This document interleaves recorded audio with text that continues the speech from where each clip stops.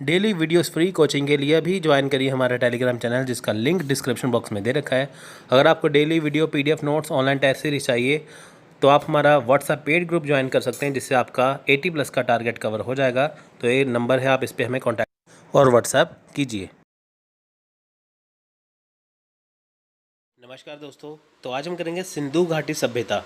तो फ्रेंड्स, इस वीडियो में हम सिंधु घाटी सभ्यता के बारे में जानेंगे। तो इसके बारे में मैं आपको ऐसे ही करवाऊंगा कि ताकि आपको दोबारा सिंधु घाटी सभ्यता करना ना पड़े। तो ये मेरी कोशिश रहेगी। तो चलिए स्टार्ट करते हैं। देखिए, सिंधु घाटी सभ्यता, तो इसे इंग्लिश में कहते हैं इंडस वैली सिविलाइजेशन। देखिए, सिंधु घाटी सभ्यता का पहले हम पढ़ते हैं उत्पत्ति और चरण, यानी कि इसकी उत्पत्ति कैसे हुई, कहाँ से हुई, ये सब कुछ। देखिए, सिंधु घाटी सभ्यता एक प्राचीन सभ्यता थी जो सिंधु नदी और घग्गर हकड़ा नदी के साथ साथ अब पाकिस्तान और उत्तर पश्चिमी भारत में पनप रही है। यानी कि जो सिंधु घाटी सभ्यता है, ये कौन सी सभ्यता थी? ये सबसे पुरानी सभ्यता, यानी कि सबसे प्राचीन सभ्यता थी, जो कहाँ पर थी? जो सिंधु नदी और घग्गर हकड़ा नदी के साथ साथ, ठीक है। यानी कि देखिए, फैक्ट देखें यहाँ पे, ये सिंधु नदी और घग्गर हकड़ा नदी, ठीक है। आपसे क्वेश्चन पूछेंगे, बताइए कि सिंधु घाटी सभ्यता जो है वो कहाँ पे बहती थी? वो सिंधु नदी और घग्गर हकड़ा नदी। फ्रेंड देखिए, सिंधु घाटी सभ्यता का मतलब क्या है कि जो सिंधु नदी थी, यानी कि जो इंडस रिवर था, जो सिंधु नदी थी, उसके किनारे पर एक जो सभ्यता, एक जो उसके किनारे पर जो लोग रहते थे, तो उसे जब खोजा गया तो उसको नाम दिया गया सिंधु घाटी सभ्यता। क्यों? क्योंकि वो सिंधु नदी के किनारे था। यानी कि ये एक ऐसी सभ्यता थी जो सिंधु नदी के किनारे थी। सिंधु नदी के किनारे होने के कारण इसे सिंधु घाटी सभ्यता या हड़प्पा सभ्यता का नाम दिया गया, ठीक है। ये सिंधु नदी और घग्गर हकड़ा नदी के पास थी और उस नदी के साथ साथ अब ये पाकिस्तान और उत्तर पश्चिम भारत में पनप रही है। तो इनकी सिंपल सी बात ये है कि जो सिंधु घाटी सभ्यता है वो पाकिस्तान में है और उत्तर पश्चिमी भारत में थी, ठीक है फ्रेंड्स।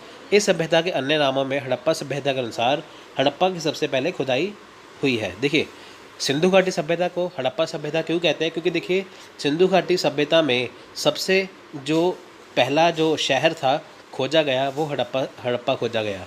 यानी कि सिंधु घाटी सभ्यता में जो सबसे पहला शहर जो खोजा गया था वो हड़प्पा का खोजा गया था, इसलिए इसे नाम हड़प्पा सभ्यता का दिया गया। हड़प्पा सभ्यता वैसे भी बहुत बड़ी सभ्यता थी और सबसे पहले खोज भी उसकी हुई थी, ठीक है, खुदाई के दौरान। तो इसे सिंधु घाटी सभ्यता का नाम दिया गया।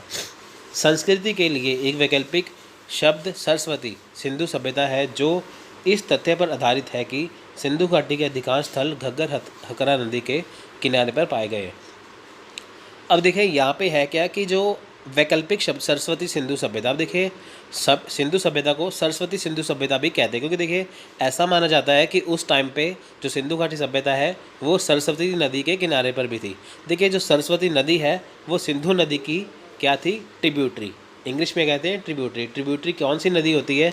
ठीक है, ट्रिब्यूटरी वो होती है जो ट्रिब्यूटरी वो होती है कि जो नदियाँ किसी नदी में मिल जाए। यानी कि जो सरस्वती नदी थी वो सिंधु घाटी सभ्यता की क्या थी? ट्रिब्यूटरी थी, उसमें जाके मिलती थी, इसलिए इसे नाम सरस्वती सिंधु सभ्यता भी दिया गया। तो सिंपल सा ये देखिए, यहाँ पे क्वेश्चन क्या बनता है कि जो सिंधु घाटी सभ्यता थी वो सिंधु नदी के पास थी, सरस्वती नदी के पास थी और घग्गर हकड़ा नदी के आसपास के इलाकों में थी। आपको कोई भी क्वेश्चन आए तो आप तीनों में से किसी एक को टिक कर देना, ठीक है। यानी कि यहाँ पे ये बताया गया है कि सिंधु घाटी सभ्यता सिंधु नदी के साथ साथ जो सरस्वती नदी है वहाँ पर भी थी। उसके ज़्यादातर पार्ट जो है वो घग्गर और हकड़ा नदी के किनारे भी पाए गए हैं, ठीक है। तो यहाँ पे तीन ही चीज़ें हैं, सिंधु नदी, सरस्वती नदी और घग्गर हकड़ा नदी। इसके किनारे पे क्या है? सिंधु घाटी सभ्यता, ठीक है। यानी कि सिंधु नदी, सरस्वती नदी और घग्गर हकड़ा नदी के पास क्या है? सिंधु घाटी सभ्यता। आज सरस्वती नदी आजकल नहीं है, ठीक है। देखिए, दयाराम साहनी ने 1921 में हड़प्पा की खोज की, ठीक है। देखिए, जो दयाराम साहनी थे ये कौन थे? देखिए फ्रेंड्स, ऐसा है कि देखिए यहाँ पे जब खुदाई हो रही थी तो दयाराम साहनी जो थे उन्होंने पहली बार जो था वो हड़प्पा की खोज की, ठीक है। ये रावी नदी के किनारे पर है, ठीक है। आर डी बनर्जी ने 1922 में मोहनजोदाड़ो या माउंट ऑफ द डेड। देखिए, मोहनजोदाड़ो का मतलब है ये माउंट ऑफ द डेड, यानी कि मृतकों का टीला, ठीक है। मोहनजोदाड़ो का मतलब है मृतकों का टीला या माउंट ऑफ द डेड। इसकी खोज की दयाराम साहनी ने हड़प्पा की खोज की और R D Banerjee, R D की फुल फॉर्म है रखल दास बनर्जी, ठीक है, आर्टिकल में रखा था बनर्जी। इन्होंने मोहनजोदाड़ो की खोज की, दयाराम साहनी ने हड़प्पा की खोज की। सर जॉन मार्शल ने इन दोनों में महत्वपूर्ण भूमिका निभाई। अब देखिए सर जॉन मार्शल कौन थे? ये अंग्रेज़ थे।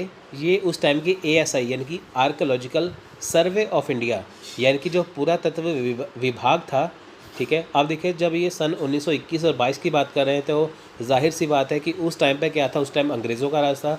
अंग्रेज़ों के राज में देखिए कि उस टाइम पे जो आर्कोलॉजिकल सर्वे ऑफ इंडिया था यानी कि जो पुरातत्व विभाग था, उसके जो हेड थे, जो उसके हेड थे वो कौन थे? वो सर जॉन मार्शल थे।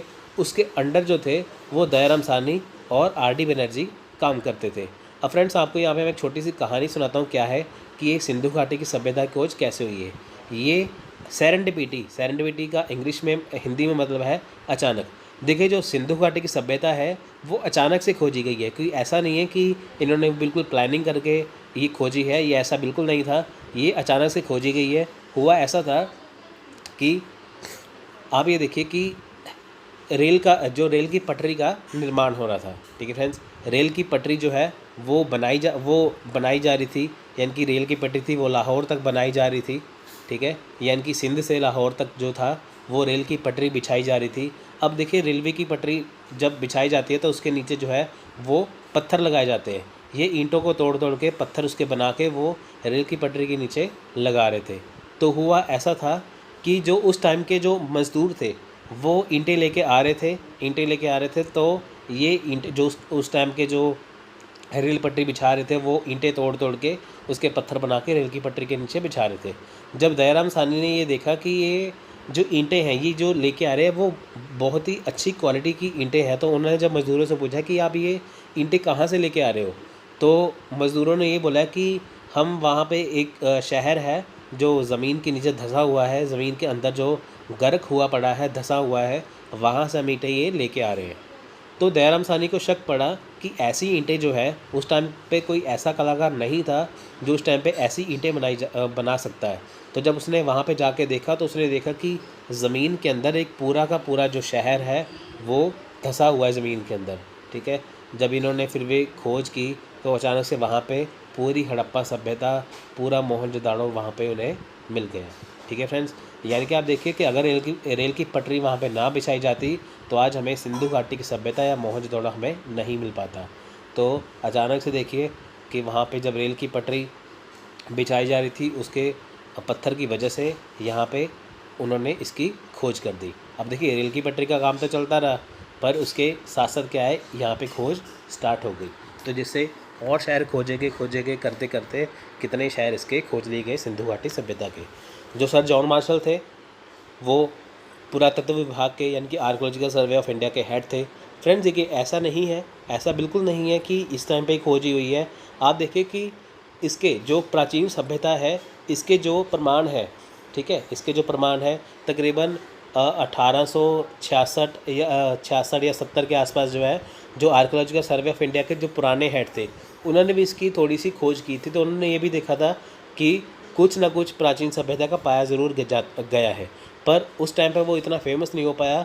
ये ज़्यादा फेमस कब हो पाया? 1921 में या 1921 में।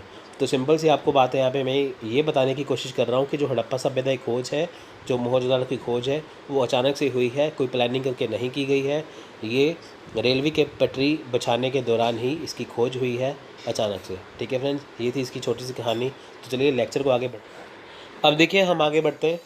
हड़प्पा सभ्यता भारत के प्रोटो इतिहास देखिए इंग्लिश में कहते हैं, हिंदी में इसका मतलब है प्राचीन इतिहास या वो इतिहास। प्रोटो इतिहास का मतलब वो है कि जब दुनिया की शुरुआत हुई थी, यानी कि प्राचीन इतिहास से भी पहले का इतिहास क्या है, प्रोटो इतिहास कहा जाता है, ठीक है। हड़प्पा सभ्यता जो है वो भारत के प्रोटो इतिहास का हिस्सा है, यानी लिपि थी लेकिन इसे विघटित नहीं किया जा सकता और ये कांस्य युग से संबंधित है। अब देखिए यहाँ पे क्या है, हड़प्पा सभ्यता में जो लिपि यानी कि जो भाषा पाई गई है उसे क्या है, उसे आज तक कोई उसे खोज नहीं पाया, उसे आज कोई पढ़ नहीं पाई ये लिखा क्या हुआ है। यानी कि अगर हम देखें बात करें तो यहाँ पे जो हमें प्राचीन समय से जो भी भाषाएं मिली हुई हैं बहुत कम उसका जो उसे डिकोड किया गया है, बहुत कम उसका पता लगाया जा सका है। तो इस वजह से जो इसकी लिपि है वहाँ पे लिपि फ्रेंड्स ऐसा है, देखिए वहाँ पे जैसे लिपि यहाँ पे कई जो आप ये लगा के चलिए कि जो वहाँ पे प्राचीन सभ्यता थी उसके वहाँ पे चित्र बने हुए थे या कुछ ना कुछ लिपि कुछ लिखा गया था वहाँ पे, तो जिसे आज तक कोई डिकोड नहीं कर पाया ये लिखा क्या हुआ है। ठीक है, यानी कि उस टाइम पे अगर हमें पता लगाना है तो हम उसकी चीज़ों से उसके उपकरणों से हम पता लगा सकते हैं, पर उसकी जो भाषा जो उसकी लिपि लिखी गई है, जो उसकी लिपि है, हम उससे बिल्कुल आज तक डिकोड नहीं कर पाए हैं, तो जिसे पता नहीं चल पाया कि इन्होंने लिखा क्या हुआ है। सिंधु घाटी सभ्यता धीरे धीरे एक पूर्ण सभ्यता के रूप में विकसित हुई, जो कि पूर्व हड़प्पा, प्रारंभिक हड़प्पा, परिपक्व हड़प्पा और देर हड़प्पा चरणों या चरण के नाम से एक निरंतर अनुक्रम के माध्यम से स्थापित की गई है। अब देखिए यहाँ पे क्या है कि जो सिंधु घाटी सभ्यता है वो धीरे धीरे पूर्ण सभ्यता, यानी कि ऐसा नहीं था कि सिंधु घाटी सभ्यता बस थोड़े ही समय के लिए थी। सिंधु घाटी सभ्यता जो है वो बहुत प्राचीन समय से पाई गई है, बहुत पुरानी सभ्यता है। ये धीरे धीरे क्या है, एक पूर्ण सभ्यता के रूप में विकसित हुई है। इसके देखिए कई चरण बनाए गए, जैसे पूर्ण हड़प्पा, पूर्व हड़प्पा। पूर्व हड़प्पा का यहाँ पे क्या मतलब कि हड़प्पा से पहले के जो साल, जो हड़प्पा सभ्यता शुरू होने से पहले वाला समय, और प्रारंभिक हड़प्पा यानी कि जब हड़प्पा स्टार्टिंग हुई थी हड़प्पा सभ्यता की, वो वाला समय। परिपक्व हड़प्पा यानी कि मैच्योर हड़प्पा क्या था, जब काफ़ी ये स्टेबल पीरियड हो गया था या काफ़ी स्थिर हो गया था, इसमें काफ़ी खोजें हुई, यानी कि खोजों का मतलब ये है कि जो इंसान था वो थोड़ा सा यहाँ पे क्या था, अब थोड़ा सा और स्थिर बन चुका था, और उसका जो लाइफस्टाइल था, जो जीवन जो उसका जो था थोड़ा सा आसान हो गया था। देर हड़प्पा की बात करें तो देर हड़प्पा वो पीरियड था, वो टाइम था, वो समय था जब इसका पतन होना शुरू हो गया था। तो उसको देखिए, हर एक चीज़ की जब शुरुआत होती है उसका पतन ज़रूर होता है। तो हड़प्पा को हम पढ़ेंगे, पहले वाला हड़प्पा स्टार्ट होने से पहले का समय, हड़प्पा के स्टार्ट होने वाला समय, हड़प्पा के बीच का समय और हड़प्पा के पतन का समय। इस सभ्यता का दीर्घकालिक विकास जो स्पष्ट रूप से पूर्वी बलूचिस्तान की पहाड़ियों में सिंधु घाटी की परिधि पर शुरू हुआ और फिर मैदानों में अब तक विस्तारित है, को हाल के वर्षों में खुदाई की गई 4 साइटों के विश्लेषण द्वारा प्रलेखित किया जा सकता है। मेहरगढ़, आमरी, कालीबंगन और लोथल, जो भारतीय उपमहाद्वीप के उत्तर पश्चिम क्षेत्र में पूर्व और प्रोटो इतिहास में 4 महत्वपूर्ण चरणों के अनुक्रम को दर्शाता है। अब देखिए, मैंने इससे पहले आपको एक लाइन पहले मैंने आपसे बात की थी ना कि जो हड़प्पा है वो पूर्व हड़प्पा, प्रारंभिक हड़प्पा, परिपक्व हड़प्पा और देर हड़प्पा, ये जो 4 चरण है, अगर आपको ये चारों चरणों को कंटिन्यूस यानी कि लाइन वाइज देखना है, आपको ये देखना है कि हड़प्पा से पहले वाला समय कौन था, उसके साथ वाला समय कौन था, पतन का समय कौन था, ठीक है, इसमें क्या क्या हुआ था, अगर आपको ये देखना है, ये चारों चीज़ें यानी कि जो हड़प्पा के जो 4 चरण हैं, इसे देखना है, तो आपको ये सारी चीज़ें जो है वो लगातार मिलेंगी, यानी कि लगातार मतलब कि कॉन्टीन्यूस आपको इसके बारे में देखने को मिल सकता है। किन स्थानों पर? मेहरगढ़ में, आमरी में, कालीबंगन और लोथल में, यानी कि ये जो 4 जगह है ये हड़प्पा से संबंधित है। ये हड़प्पा की जो सभ्यता की ये जो स्थान है, ये जो हड़प्पा के 4 जो स्थान है, ये ऐसे स्थान है जहाँ पे आपको हड़प्पा के स्टार्ट होने से पहले हड़प्पा के ख़त्म होने तक आपको जो सारी चीज़ें हैं उसका जो टाइम है उसका आपको सब कुछ यहाँ पे प्रमाण मिल जाएगा। ठीक है, अब देखिए प्रथम चरण में क्या था हड़प्पा सभ्यता के, यहाँ पे कृषक थे, यानी कि जो कृषक थे वो पाए गए हैं। जो दूसरा चरण था वो सिंधु घाटी में पाया गया। दूसरे चरण में क्या था, बड़े बड़े गाँव का विकास होने लग गया। ठीक है, जब इसका तीसरा चरण आया, तीसरे चरण में क्या था, शहरों की वृद्धि हुई, महान शहर बने। यानी कि देखिए पहले चरण में जहाँ पे कृषक थे, दूसरे जो पूर्वी बलूचिस्तान में था प्रथम चरण, जो दूसरा चरण आया वो सिंधु घाटी में था जहाँ पे बड़े बड़े गांव थे। ठीक है, तीसरा जो चरण आया वहाँ पे अब शहर बनने लगे, महान शहर, बड़े बड़े शहर बनने लगे। जो चौथा चरण आया, जो अंतिम चरण था, वहाँ पे इसका पतन होना शुरू हो गया। यानी कि प्रथम चरण में हम देखें तो शुरुआती दौर में ये यहाँ पे कृषक थे, उसके बाद सिंधु घाटी में दूसरा चरण देखा गया, यहाँ वहाँ पे क्या बड़े बड़े गाँव थे। अब देखिए फिर तीसरे चरण में इसके गाँव से शहर बनने लग गए, चौथे चरण में इसका पतन होना शुरू हो गया। देखिए भूमध्य सागरीय, प्रोटो ऑस्ट्रेलिया, मोगलाइट्स और अल्पाइनों ने जनसंख्या के बड़े हिस्से का गठन किया, हालांकि पहले 2 अधिक संख्या में थे। यानी कि पहले 2 क्या मतलब है यहाँ पे, भूमध्य सागरीय और प्रोटो ऑस्ट्रेलिया वाले लोग। अब देखिए यहाँ पे ऐसा नहीं था जैसे आजकल भारत के लोग हैं ना कि यहाँ पे ऐसा कुछ नहीं था। देखिए यहाँ पे क्या था कि ऐसा नहीं था यहाँ पे सिर्फ इंडियंस में ही पाए जाएंगे। ठीक है, जैसे आजकल होता ही है। वहाँ पहले क्या था, वहाँ पे कई देशों के लोग जो थे, कई जनसंख्या के लोग थे, वो वहाँ पे रहते थे। ऐसा नहीं था कि वहाँ पे आपको एक ही प्रजाति के लोग मिलेंगे, आपको वहाँ पे डिफरेंट डिफरेंट टाइप के, अलग अलग प्रकार के वहाँ पे आपको प्रजाति के जो व्यक्ति थे वो उनकी जनसंख्या यहाँ पे पाई गई है। अब देखिए इस सभ्यता से संबंधित 100 से अधिक स्थलों की खुदाई की गई है। अब देखिए यहाँ पे क्या है कि 100 से अधिक जो है इस सभ्यता से संबंधित, इनकी हड़प्पा सभ्यता से संबंधित क्या है, 100 से अधिक जो स्थलों की खुदाई की गई है। रेडियो कार्बन डेटिंग, मैंने आपको देखिए जब पहला लेक्चर मेरा था, जब पहला मैंने पार्ट करवाया था इसका, मैंने आपको रेडियो कार्बन के बारे में बताया था, ठीक है, C14 के बारे में, रेडियो कार्बन डेटिंग के बारे में, कि इससे हम लगभग 5000 साल जो पीछे जा सकते हैं, ठीक है। रेडियो कार्बन डेटिंग के अनुसार क्या है कि 2500 से 1750 यानी कि 2500 से 1750 ईसा पूर्व तांबा, कांसे, चांदी और सोना जाना जाता था, लेकिन लोहा नहीं। यानी कि उस समय के जो लोग थे वो तांबा, कांसा, चांदी और सोना से परिचित थे। अब देखिए कांसा कैसे बनता है, ये तांबा और टिन को मिला के बनता है, ठीक है। अब देखिए इससे लोग परिचित है, लेकिन लोहा नहीं था। लोहा कब आया, लोहा आया उत्तर वैदिक काल में, ठीक है। तो अब तक यहाँ पे लोहे की खोज नहीं हुई थी। देखिए हम इसका अब देख रहे हैं भौगोलिक विस्तार, ठीक है। भौगोलिक विस्तार हम यहाँ पे इसका अब देखेंगे कि ये कहाँ से कहाँ तक था। देखिए पंजाब, सिंध, बलूचिस्तान, गुजरात, राजस्थान के कुछ हिस्सों और पश्चिमी यूपी के कुछ हिस्सों में इसका विस्तार उत्तर में जम्मू के मांडा से लेकर दक्षिण में दैमाबाद तक।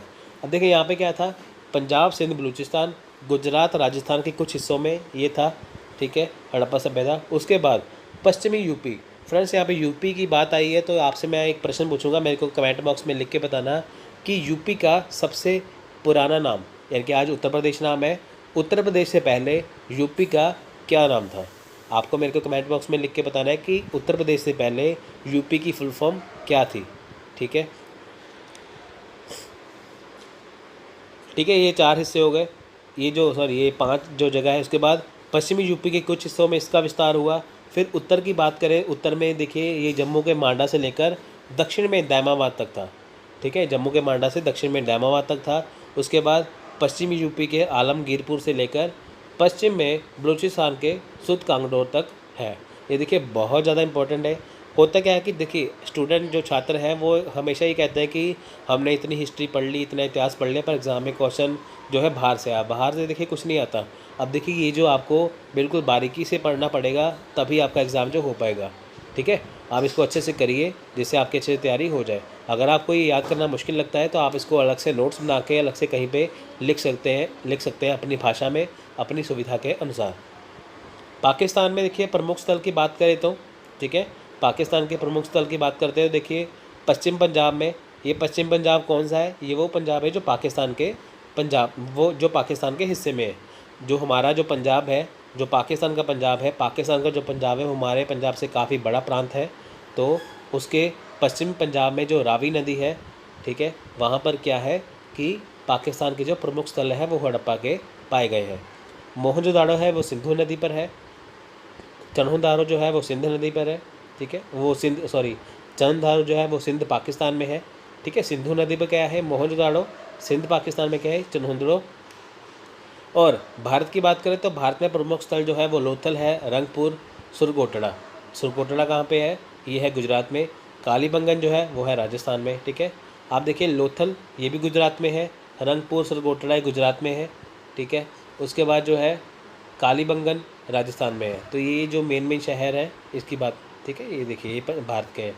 बनवाली जो है, ठीक है, ये हिसार में।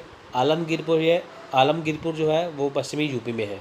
भारत में सबसे बड़ी और नवीनतम साइट, ठीक है, जो नवीनतम जो स्थल है, साइट जो इंग्लिश का वर्ड है इसे हिंदी में स्थल कहते हैं, जो नवीनतम जो इनकी अभी नई जो साइट है, जो स्थल है वो गुजरात में धोलावीरा में है। अब देखिए फ्रेंड्स ऐसा है कि एग्ज़ाम देने से पहले आप एक बार इसको चेक कर लेना कि जो नई साइट कौन सी है, क्योंकि देखिए खुदाई जो है जो लगातार वो जारी हो चुकी है, ठीक है। क्या पता एग्ज़ाम के टाइम पे आपको अभी लेक्चर दे रहा हूँ, क्या पता है आपका एग्ज़ाम आने से पहले कोई नई साइट निकल के आए कि ये वाली नई है, ठीक है, तो आप उससे अपडेट रहना एक बार। डॉक्टर JP जोशी और डॉक्टर RS बिष्ट इसमें शामिल थे, ठीक है। तो ये थे इसके साइट। अब देखिए नगर नियोजन की बात करें तो यहाँ पे क्या था, देखिए सिंधु घाटी के लोग मुख्य रूप से शहरी लोग थे, ग्रिड प्रणाली के बाद विस्तार, नगर नियोजन, सड़कों को शहर को बड़े आयताकार या वर्ग ब्लॉकों में विभाजित करने में अच्छी तरह से कटौती की गई थी। इस लाइन का क्या मतलब है, देखिए जो सिंधु घाटी के लोग थे वो मुख्य रूप से शहरी थे। यहाँ पे ग्रिड पैटर्न यानी कि ग्रिड प्रणाली का इस्तेमाल किया जाता था। अब देखिए ग्रिड पैटर्न होता क्या है, ठीक है। ग्रिड पैटर्न क्या है, जैसे ये नहीं कि जैसे हमारा जो आजकल का जो हम जहाँ पे रहते हैं कि कोई भी गली कहीं से निकल गया, ऐसा नहीं है। ग्रिड पैटर्न का ये मतलब है कि पूरब से पश्चिम, उत्तर से दक्षिण सड़क ऐसे जाएगी। अगर कोई गली पूरब से शुरू हुई है वो पश्चिम में ख़त्म होगी, अगर कोई उत्तर से शुरू हुई है वो दक्षिण में ख़त्म होगी। तो यानी कि वो ऐसे ग्रिड प्रणाली में था, ठीक है। सीधी सीधी सड़कें थी, बिल्कुल भी कोई गलियाँ वगैरह नहीं थी। आजकल ऐसा नहीं कि गली किसी भी गली में घुस जाओ, ठीक है, ऐसा नहीं था। तो वहाँ पे क्या था, ग्रिड पैटर्न था, ठीक है। सड़कें बिल्कुल सीधी सादी थी, बिल्कुल सीधी सड़क। जो सड़कें थी, ठीक है, वो शहर के जो आयताकार वर्ग में थी या वर्ग ब्लॉक में विभाजित किया गया था। तो कहने का सिंपल सा ये मतलब है, यहाँ पे जो लोग थे वो ग्रिड प्रणाली के में जो उन्होंने अपना नगर का नियोजन किया था। इनकी जो सड़कें थी बिल्कुल सीधी थी। अंतराल पर देखिए जो सड़कें थी वहाँ पे क्या था, वहाँ पे थोड़ी थोड़ी दूरी में क्या था, लैंप पोस्ट थे, स्ट्रीट लाइट वगैरह वहाँ पे लगाई गई थी। सड़कों पर लहराते हुए गलियाँ और उपगलियाँ सुनियोजित घर थे। गलियाँ 9 फीट से 34 फीट तक की चौड़ाई में थी। अब देखिए जो सड़कों पर क्या थी, वहाँ पे स्ट्रीट लाइट लगी हुई थी, ठीक है, लैंप पोस्ट थे, स्ट्रीट लाइट थी। गलियाँ जो थी वो 9 फीट से लेके 9 फुट से लेके 34 फुट तक थी चौड़ाई गलियों की, ठीक है। गलियों की जो चौड़ाई थी वो 9 फुट से लेके 34 फुट तक थी। आप ये देख सकते हैं कि कितनी सड़कें चौड़ी थी। रंगपुर और कालीबंगन को छोड़कर निर्माण सामग्री के लिए अच्छी गुणवत्ता की जली हुई ईंटों का उपयोग किया गया था। अब देखिए अगर हम यहाँ पे रंगपुर और कालीबंगन को छोड़ दें, जो निर्माण सामग्री है वहाँ पे क्या था, अच्छी गुणवत्ता वाली जली हुई ईंटें। जली हुई ईंटों का क्या मतलब है, यहाँ पे ये मतलब है कि उसको मिट्टी की ईंट बना के, कच्ची ईंट का इस्तेमाल नहीं होता था, मिट्टी की ईंट को बना के उसे आग में पकाया जाता था, फिर उसकी ईंटों का इस्तेमाल होता था। जैसे आजकल होता है ना कि ईंटों को पहले पकाया जाता है फिर उसका इस्तेमाल होता है, वैसा, ठीक है। समकालीन दुनिया में कहीं भी मिट्टी की ईंटों का प्रयोग किया गया था। देखिए इस टाइम पे क्या है कि अगर यहाँ पे भारत में जली हुई ईंटों यानी कि पकी हुई ईंटों का इस्तेमाल हो रहा था, तो उसी समय दौरान दुनिया में कहीं और भी पकी हुई ईंटों का इस्तेमाल होता था। शहर की 4 दीवारों के भीतर किसी भी मिट्टी के बर्तन भट्टे को बनाने की अनुमति नहीं थी। अब देखिए होता क्या था कि जो हड़प्पा सभ्यता के लोग थे, जब वो एक गांव बना के रहते थे या एक शहर बना के रहते थे, वो उसके तरफ 4 दीवारी कर देते थे, ठीक है। उसके अंदर या बाहर, उसके जो अंदर है उसके अंदर किसी को भी बर्तन या भट्टे बनाने की, ठीक है, मिट्टी के बर्तन और भट्टे बनाने की अनुमति नहीं थी अंदर, ठीक है। आप ये याद रखना ज़रूर। मकान प्राय 2 या अधिक मंजिला होते थे, अलग अलग आकार के, काफ़ी नीरस थे। एक चौकोर आंगन जिसके चारों ओर के कमरे थे। अब देखिए होता क्या था, मकान जो थे वो 2 या 2 से अधिक मंजिल के होते थे, ठीक है। वो अलग अलग आकार के होते थे, ये नहीं था कि एक ही आकार के थे, वो अलग अलग आकार के थे। किसी का छोटा मकान था, किसी का बड़ा मकान था। एक चौकोर आंगन, वहाँ पे जो आंगन था वो बिल्कुल चौकोर था, ठीक है, चौरस। उसके चारों तरफ क्या थे, वो कमरे थे। यानी कि जब हम मकान की बात करें तो जब अंदर क्या था, उसके चौकोर आंगन था, तो उसके चारों तरफ क्या था, वो कमरे होते थे, ठीक है। खिड़कियों ने सड़कों का सामना किया और घरों के बाथरूम थे। देखिए यहाँ पे क्या था, जो खिड़कियाँ थी वो गलियों में खुलती थी। यहाँ पे क्या है कि देखिए जो घरों के दरवाजे थे या जो खिड़कियाँ थी, ठीक है, खिड़कियाँ, घरों के दरवाजे वो गलियों में खुलते थे, ना कि सड़क की तरफ, ठीक है। घरों के अंदर ही जो बाथरूम बनाए गए थे, ठीक है। विशेष रूप से बात करें तो देखिए लगभग हर घर में क्या था, लोगों के पास अपने कुएँ, बाथरूम, आंगन, नालियाँ और रसोई घर थे, ठीक है। कुएँ, बाथरूम, आंगन, नालियाँ और रसोई घर थे, ये लोगों के अपने हर एक घर में थे। एक अच्छी जल निकासी व्यवस्था थी और नालियाँ मोटार, चूने और जिप्सम से बनी थी। नालियाँ किससे बनी थी, मोटार, चूने और जिप्सम से बनी हुई थी। और आसान सफाई के लिए बड़े ईंट से स्लैब से ढकी हुई थी, जो स्वस्थ और स्वच्छता की एक विकसित भावना को दर्शाता है। अब देखिए है क्या था, जल निकासी बहुत अच्छी थी। जैसे मान लीजिए कि जो घर थे वो घर लोगों ने बनाए हुए थे। अब घर के बाहर जो गली बनी हुई थी, ठीक है, यानी कि एक साइड एक तरफ, उसके सामने दूसरा तरफ घर बना हुआ है, उसके बीच में जो गली जा रही है वहाँ पे जो नालियाँ बनी हुई थी, ठीक है, उसे ढका जाता था, ठीक है। उसे ये कह सकते हैं कि देखिए बड़ी बड़ी ईंटों का स्लैब है उससे ढका जाता था, या लकड़ी के जो वो था उससे ढका जाता था, ठीक है। तो उससे ये होता था कि जो घरों का जो वेस्ट मटेरियल है अगर उस नाली में जाता है तो वो नाली से बहता हुआ सीधे ही एक गटर में वहाँ पे पहुँच जाता था अपने आप, ठीक है। वो जो गटर था वो ऐसा नहीं है कि वो खुला हुआ था बिल्कुल, उसे पत्थर की बड़ी बड़ी ईंटों की स्लैब से ढका होता था। यानी कि सिंपल सा कहने का यहाँ पे ये मतलब है कि जल निकासी व्यवस्था बहुत अच्छी थी वहाँ पे। हर घर का अपना सोख गड्ढा होता था और सभी तलछट इकट्ठा करता था और केवल पानी को गली के नाले में बहा देता था। देखिए यानी कि जो हर जो थी वो गली जो थी उसमें नालियाँ बनी हुई थी, घरों का जो पानी था, ठीक है। सो गड्ढा मतलब होता है कि घरों में जो छोटे छोटे गटर बने हुए थे अपने, ठीक है। अगर देखिए घर का जो सारा जो आजकल भी जैसे बने होते हैं ना हमारे घर में, चैम्बर बने होते हैं, गटर बने होते हैं जैसे घर के अंदर। अब देखिए वहाँ पे होता क्या है कि जैसे घर का जो वेस्ट मटेरियल है वो गटर में जाएगा, वो होता होता सीधे ही मेन गटर में जाएगा, ठीक है, वो होता ही सीधे आगे पहुँच जाएगा।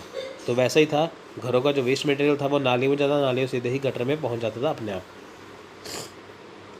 ठीक है। जो घर की जो नालियाँ थी वो मुख्य नालियों को जो मुख्य सड़क के बीच में, ठीक है, उसके बीच में खुलती थी। यानी कि हर शहर के बाद देखिए यहाँ पे क्या था कि जो घरों की जो नालियाँ बनी हुई थी जिससे पानी बाहर जाता था। देखिए घर में जो नालियाँ बनी हुई थी और बाहर जो गलियों में नालियाँ बनी हुई थी, घर का जो वेस्ट मटेरियल जो पानी है वो घर की नाली से होता हुआ सीधे ही बाहर की गली की नाली में जाएगा, गली की नाली से सीधे ही गटर में पहुँच जाएगा। अब देखिए हर शहर के बाहर क्या था, ठीक है, यहाँ पे हर शहर के बाद क्या था, डंपिंग यार्ड। डंपिंग यार्ड का क्या मतलब है कि जिसमें कूड़ा डाला जाता है। जैसे आजकल भी होता है ना कि हर एक शहर के बाहर क्या है कि जो कूड़ा फेंकने के लिए बहुत अलग सा एक स्थान बनाया जाता है, ठीक है, जहाँ पे कूड़ा फेंका जाता है। कस्बों को दो भागों में विभाजित किया गया था, ऊपरी भाग या गढ़ और निचला भाग। देखिए यहाँ पे घरों को दो भागों में विभाजित किया गया था, ऊपरी भाग या निचला भाग। ऊपरी भाग जो था, ठीक है, उसे सिटाडल कहते थे, ठीक है फ्रेंड्स, इंग्लिश में सिटाडल कहते थे। देखिए ऊपरी भाग जो था वो 30 से 50 फीट ऊंचा था, लगभग 400 और 200 गज की दूरी पर एक छोटा सा कृत्रिम मंच था। देखिए होता क्या था फ्रेंड्स, यहाँ पे जैसे मान लीजिए कि लोगों ने निचले स्तर पर अपने मकान बना लिए, ठीक है। पहले आपको मैं समझाता हूँ ऊपरी भाग और निचला भाग बनाने का कारण क्या था। देखिए ऊपरी भाग में क्या था, प्रशासक रहते थे, यानी कि जो अमीर लोग थे या जो प्रशासक थे, ठीक है, वो वहाँ पे ऊपरी भाग में रहते थे। निचले भाग में क्या था, व्यापारी वगैरह रहते, व्यापारी हो गए, किसान हो गए, निचले भाग में रहते थे, ठीक है। मोहनजोदाड़ो एक मूवी आई थी तो आप वो देख सकते हैं, वहाँ पे ऐसा दिखाया गया है, ऊपरी भाग और निचला भाग बिल्कुल, ठीक है। आप गूगल कर सकते हैं, वहाँ पे आपको दिख जाएगा ये, ठीक है।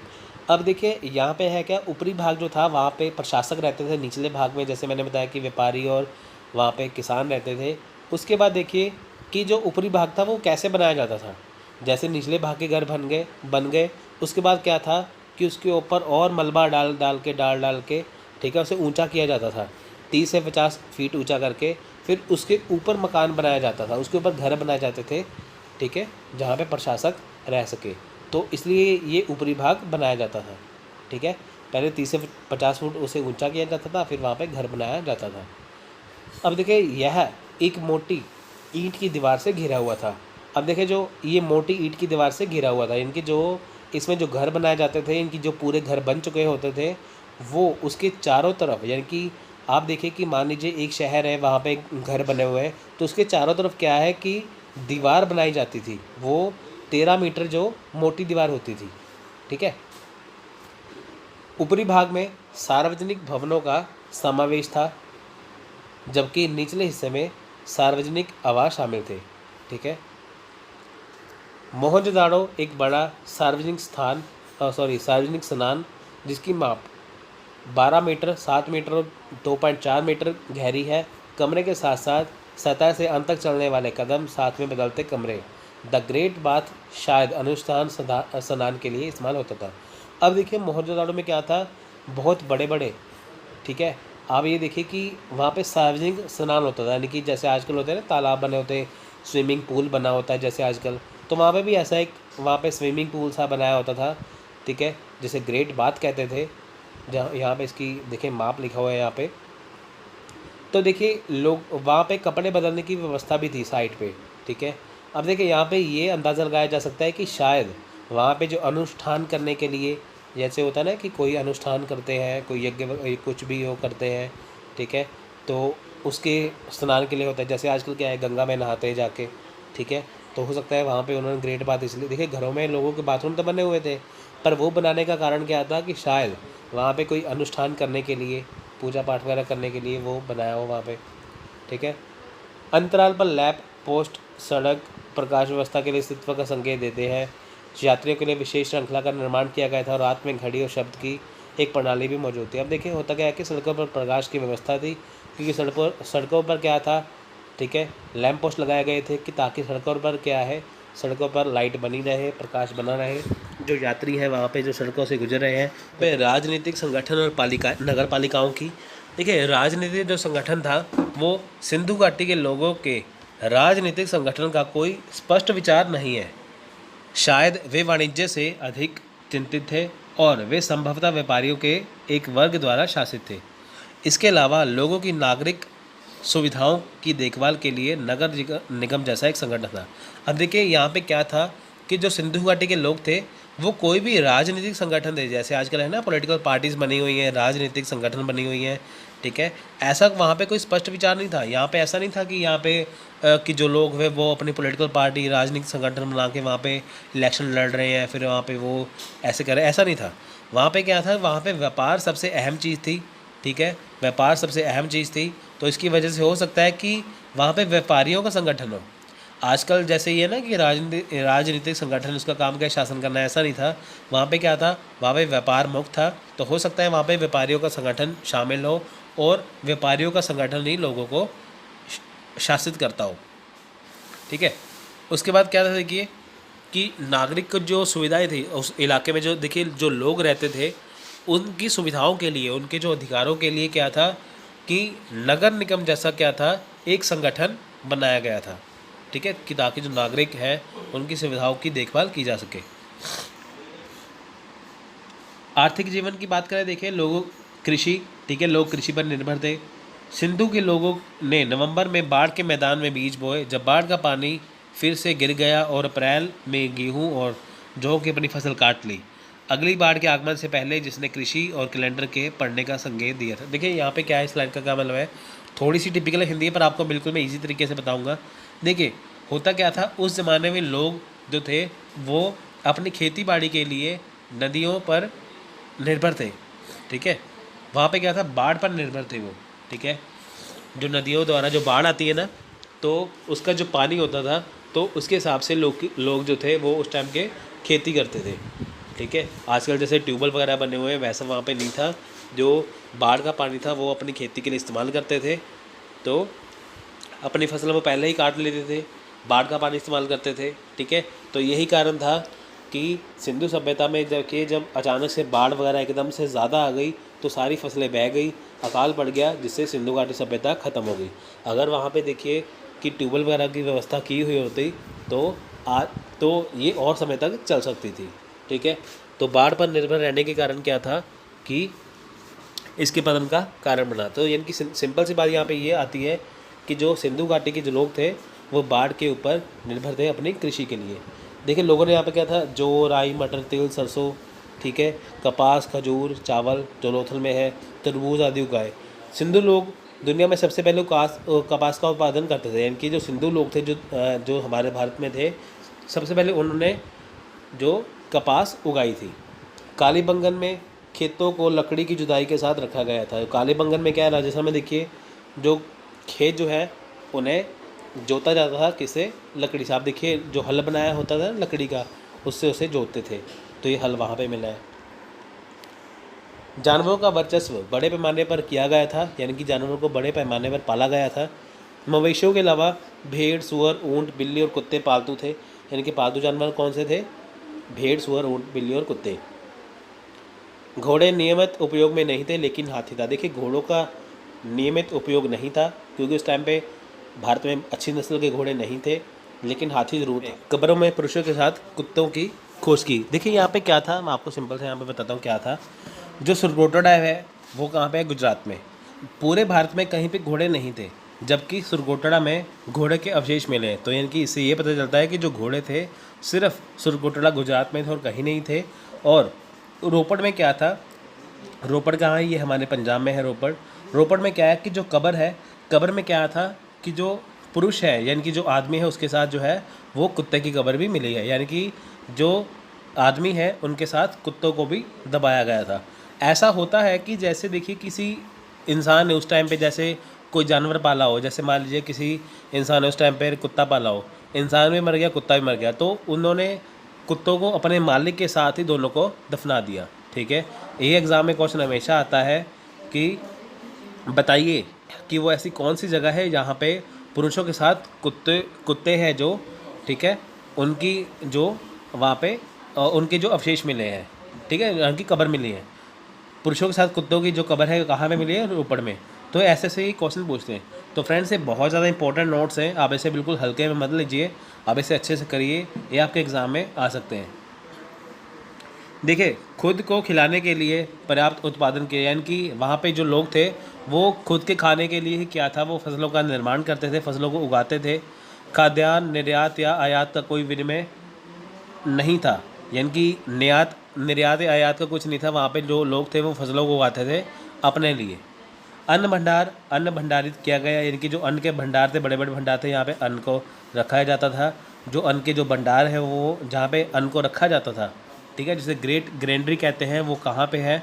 वो उदाहरण के लिए देखिए हड़प्पा और मोहनजोदड़ो में क्या था कि अन्न के बहुत बड़े बड़े भंडार मिले हैं। व्यापार वाणिज्य की बात करें तो यहाँ पे देखिए बाहरी और आंतरिक व्यापार जो था वो अच्छी तरह से था, यानी कि जो बाहरी व्यापार था, जो आंतरिक व्यापार था वो अच्छी तरह से था। प्रचलन में कोई धातु नहीं था, जैसे ऐसा नहीं है आजकल जैसे सिक्के थे, नोट थे, वैसा कुछ नहीं था।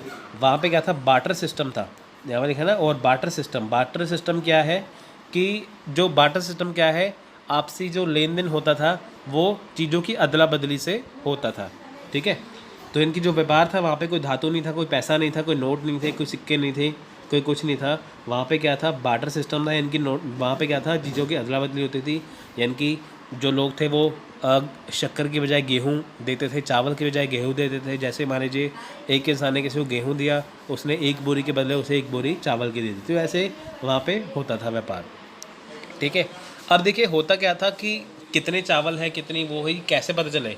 होता क्या था, जो व्यापारी थे, ठीक है, जो व्यापारी थे वहाँ पे होता क्या था कि जो व्यापारी थे वो सील लगा के भेजते थे, तो उससे उन्हें पता चलता था, व्यापारियों को पता चलता था वहाँ पे कि जो सील लगी हुई है वो कैसे कैसे उनको कितना कितना कुछ करना है। तो इनकी सिंपल सी बात है कि मान लीजिए किसी ने एक गेहूँ बोरी की दे दी किसी को, वहाँ पे सील लगा के भेजते थे, तो वो उसी से समझता था कि जो सील लगी हुई है इस बोरी के बदले में उसे कितनी बोरी अनाज की देनी है। ठीक है, देखिए यहाँ पे जो था, जो वजन पत्थर था वो चूना पत्थर से था, स्ट्रेटाइट से बना हुआ था।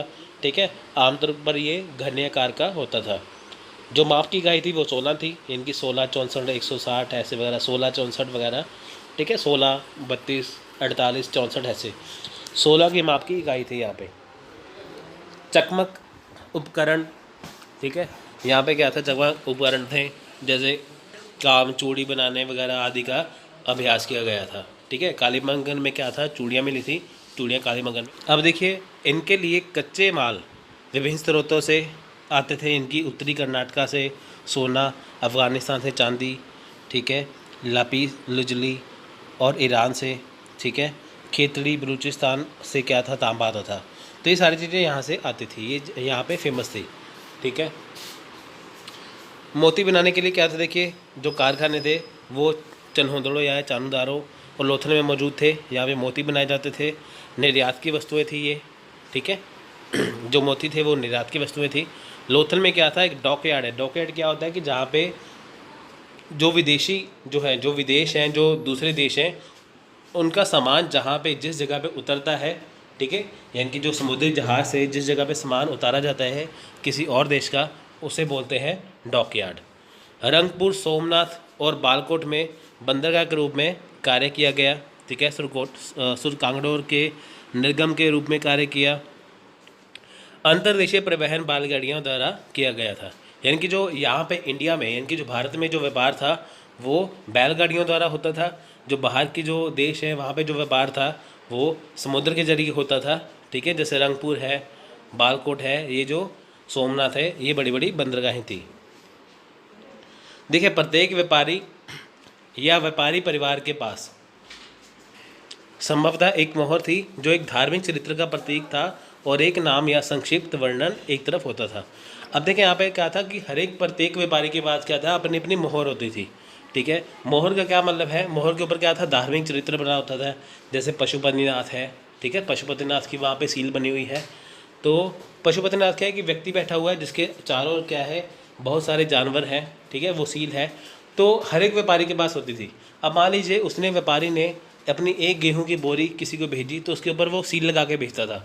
जब दूसरा व्यापारी इसको देखता था तो वो समझ आता था कि इस गेहूं की बोरी के बदले में उसे कितनी कोई चीज़ देनी है। ठीक है, तो देखिए उसके बाद क्या था कि बानक हड़प्पा मोहर एक वर्ग या तिरछी पत्थर की बनी पटका थी। सील का प्राथमिक उद्देश्य संभवतः संपत्ति के स्वामित्व को चिन्हित करना था, लेकिन उन्होंने ताबीज़ के रूप में भी किया हो सकता था।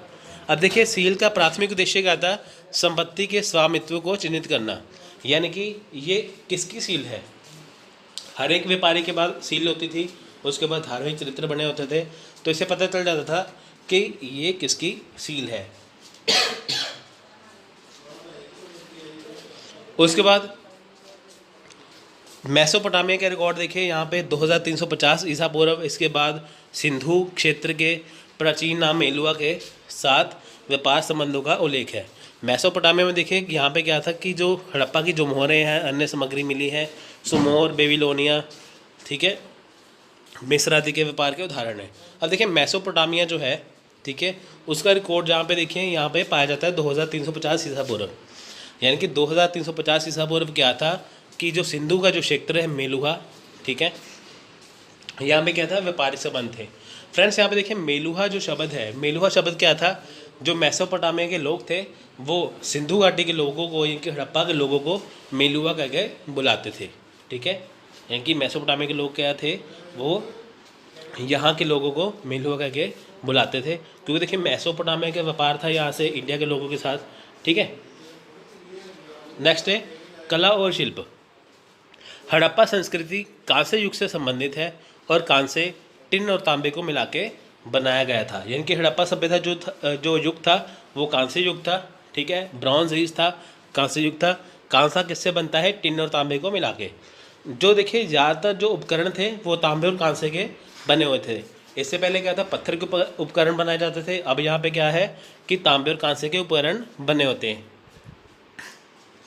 कांसा बनाने के लिए तांबा राजस्थान की खेतड़ी से, ठीक है, और बलूची वंश से, और टिन अफगानिस्तान से प्राप्त किया गया था। यानी कि तांबा जो था वो राजस्थान की खेतड़ी से और जो टिन था वो अफगानिस्तान से आता था, तो जिसे मिला के कांसा बनाया जाता था।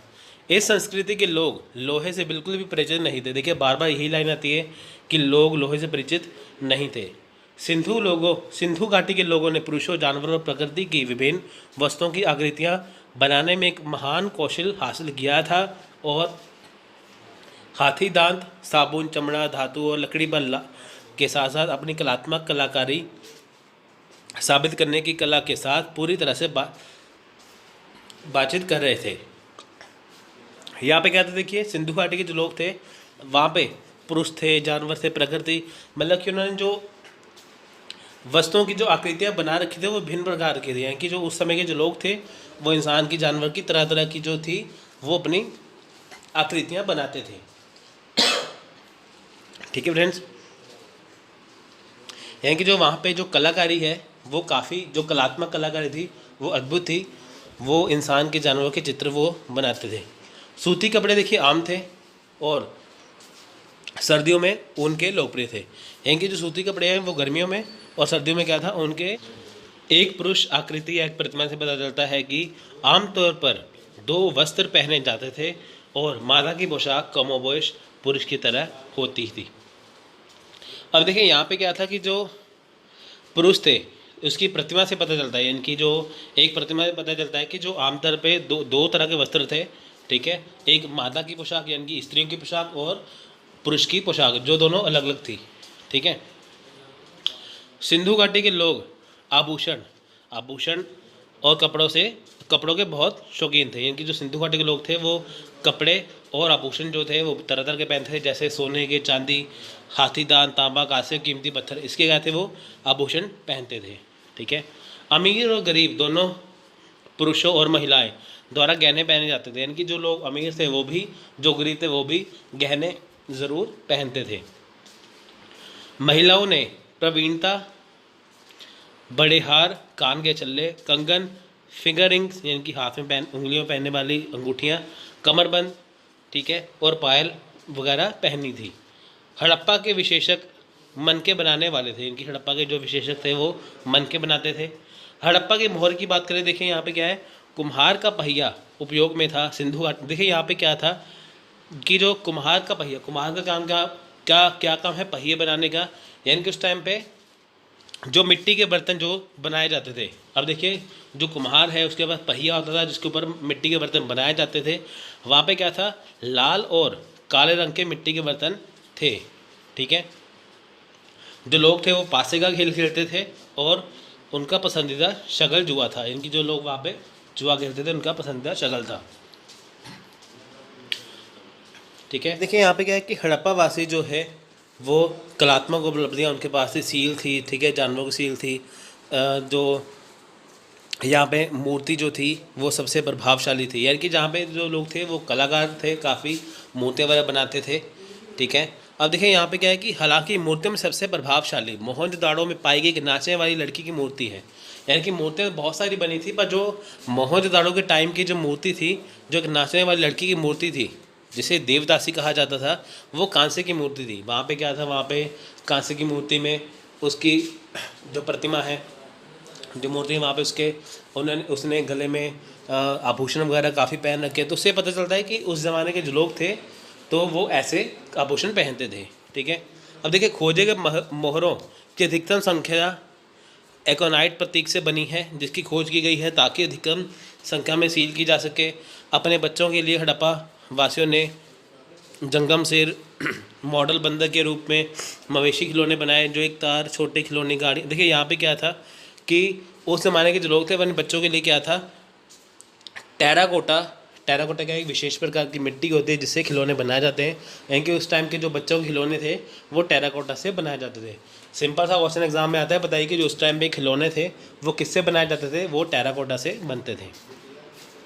धार्मिक जीवन की बात करें, देखिए यहाँ पे क्या था, उपासना का मुख्य उद्देश्य क्या था, देवी या शक्ति। यहाँ पे क्या था, देखिए यहाँ पे जो लोग थे, ठीक है, वो दो सींग वाला दो सिंह के साथ नगर पशुपति शिव के समान। देखिए यहाँ पे पशुपतिनाथ की पूजा होती थी, कुबड़ वाले, ठीक है, बैल की पूजा होती थी यहाँ पे। इसमें क्या था कि देखिए जो तीन सिंह वाला मुख्य उद्देश्य देवी या शक्ति था। ठीक है। और लेकिन उच्च वर्ग के जो लोग थे वो भगवान को पसंद करते थे, ऐसे दो सिंह वाले पशुपतिनाथ। ठीक है। दो सिंह वाले जो होते थे ना पशुपतिनाथ, जिनके आसपास क्या था, मोहर जैसे मिली है ना, मोहर के आसपास क्या था, एक व्यक्ति बैठा है जैसे शिव के समान माना गया है, और साथ में उसके आसपास क्या है कि जानवर है, पशु पक्षी वगैरह काफ़ी कुछ है। मोहर पर में ये है। ठीक है। अब देखिए यहाँ पे क्या है, हाथी, बाघ, गैंडे, ठीक है, जो ये थे इनके जो पूजा। ठीक है। ये सारी जो थी ये पशुपतिनाथ के जो आले द्वारे इनकी जो उसके आसपास जो थे, ठीक है, ये सारे जो वहाँ पे जानवर दिखाई देते थे मोहर के ऊपर। तो ये माना जाता था कि उस टाइम पे लोग जो थे वो पशुपतिनाथ की पूजा करते थे। मोहनजोदाड़ो शहर को चिन्हित करने वाली विस्तृत स्नान व्यवस्था यह बताती है कि स्नान से धार्मिक शुद्धिकरण से सिंधु घाटी के लोगों की विशेषता बन गई। ठीक है। अब देखिए यहाँ पे क्या था, यहाँ पे जो मोहनजोदाड़ो के लोग थे वहाँ पे बड़े बड़े स्नानघर थे। इससे पता चलता है कि लोग धार्मिक शुद्धिकरण करते थे। ठीक है। कई लोग थे, देखिए यहाँ पे कई पेड़ों की जैसे पीपल का पेड़, उसकी पूजा होती थी। जानवरों में बैल की, ठीक है, पक्षियों में कबूतर, और कई पत्थरों की पूजा होती थी। ठीक है। कालीबंगन और लोथल में आग की वेदी मिली है, हवन कुंड मिले हैं, अग्निकुंड। ठीक है।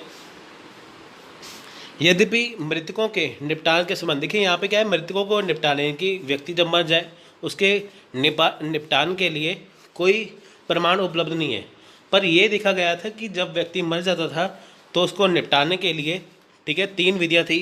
पहला, उसे पूर्ण रूप से दफन कर दिया जाता था, ठीक है, इनकी पूरी तरह मिट्टी में दबा दिया जाता था। जो उत्तर की ओर, यानी कि जो हमारे उत्तर भारत में प्रचलित था, पक्षियों और जानवरों के शरीर के संपर्क में आने के बाद दफन, यानी कि ऐसा भी होता था कि अ, कुछ हिस्सा दबा दिया जाता था, कुछ हिस्सा बाहर रहने दिया जाता था, ठीक है। और दाह संस्कार के बाद राख को दफनाया गया, इनकी व्यक्ति को जला दिया जाता था। इनकी पूर्ण रूप से दफनाना, आधे रूप में दफनाना, या दाह संस्कार जो था वो कर देना, ठीक है, ये जो चीज़ थी। देखिए, हालांकि सिंदूरी कलश और जार, राख या हड्डियाँ, लकड़ी के कोयले के साथ बर्तन या बर्तन की खोज या संकेत करती है कि सिंधु घाटी संस्कृति के उत्कर्ष काल में तीसरी विधि का आमतौर पर अभ्यास किया गया था। अब देखिए यहाँ पे क्या था, राख वगैरह से ये पता चलता है कि इंसान को जलाया ही जाता था। हड़प्पा में एक जगह है जहाँ ताबूत दफन का सबूत मिलता है। लोगों को शायद भूत और आत्माओं में विश्वास था, लेकिन क्योंकि ताबीज़ पहना जाता था। देखिए उस ज़माने में क्या था, दफनाया भी जाता था, ठीक है, जलाया भी जाता था।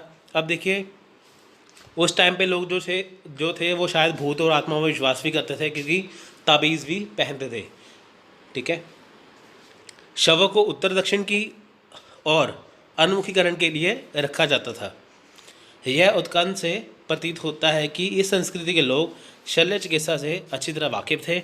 उदाहरण के लिए कालीबंगन और लोथल दोनों में हेड सर्जरी से, इनकी सिर की जो सर्जरी थी उसके संकेत मिलते हैं, ठीक है। अन्यथा वे काला जादू, ताबीज़ आदि का सहारा लेते थे। अब देखें यहाँ पे क्या था, काला जादू लोग करते थे, शायद ताबीज़ वगैरह बांधते थे, यानी कि लोगों का आत्माओं में भी विश्वास था, ठीक है फ्रेंड्स। तो यानी कि जो ये सारे लोगों में क्या थी, जो भावनाएं प्रचलित थी, जो कहीं ना कहीं आज भी प्रचलित ज़रूर है। लिपि की बात करें तो यहाँ पे देखिए पटकथा वर्णाक्रमिक नहीं है, यानी कि यहाँ पे बात की जाए तो कहीं आपको कुछ लिखा हुआ नहीं है, बल्कि यहाँ पे सब कुछ जो है वो चित्रकारी के रूप में है, ठीक है, लिखा हुआ कुछ नहीं है, चित्रकारी के रूप में है, ठीक है। लिपि का अब तक विच्छेद नहीं किया गया, लेकिन अक्षरों के ओवरलैप से पता चलता है कि यह पंक्ति दाएं से बाईं और दूसरी पंक्ति दाईं से बाईं लिखी होती थी, ठीक है। अब देखिए यहाँ क्या था, पहली जो पंक्ति थी वो दाईं से बाईं लिखती थे, और जो दूसरी पंक्ति थी वो बाईं से दाईं। फ्रेंड्स यहाँ पे बाईं से दाईं आएगा यहाँ पे, ठीक है। एक पंक्ति वहाँ पे क्या था, लिखने का स्टाइल ऐसा था, देखिए वहाँ पे चित्रकारी से ही हम पता लगा सकते हैं, वहाँ पे जो लिखावट है उससे अभी तक डिकोड नहीं किया गया, नहीं पता लगाया गया। वहाँ पे लिखने का स्टाइल क्या था, दायां से बायां, जब बायां ख़त्म हो गया फिर बायां से दायां, ठीक है। इस शैली को ब्रूस्टोफेडन कहा जाता है, ठीक है। ये दाईं से बाईं और बाईं से दाईं लिखने की कला को ब्रूस्टोफेडन कहते हैं। अंत की बात करें, अंत क्षय की, हड़प्पा संस्कृति लगभग 1000 वर्षों तक चली। आर्यों के आक्रमण, आवर्तक बाढ़, हड़प्पा के सामाजिक टूटने, भूकंप, सिंधु नदी के दौरान क्रमिक परिवर्तन और प्रमुख शहरों में और उसके आसपास के क्षेत्रों के सूखने के बाद आदि संभव के रूप में सूचीबद्ध हैं, सिंधु सभ्यता के पतन के कारण बनता है।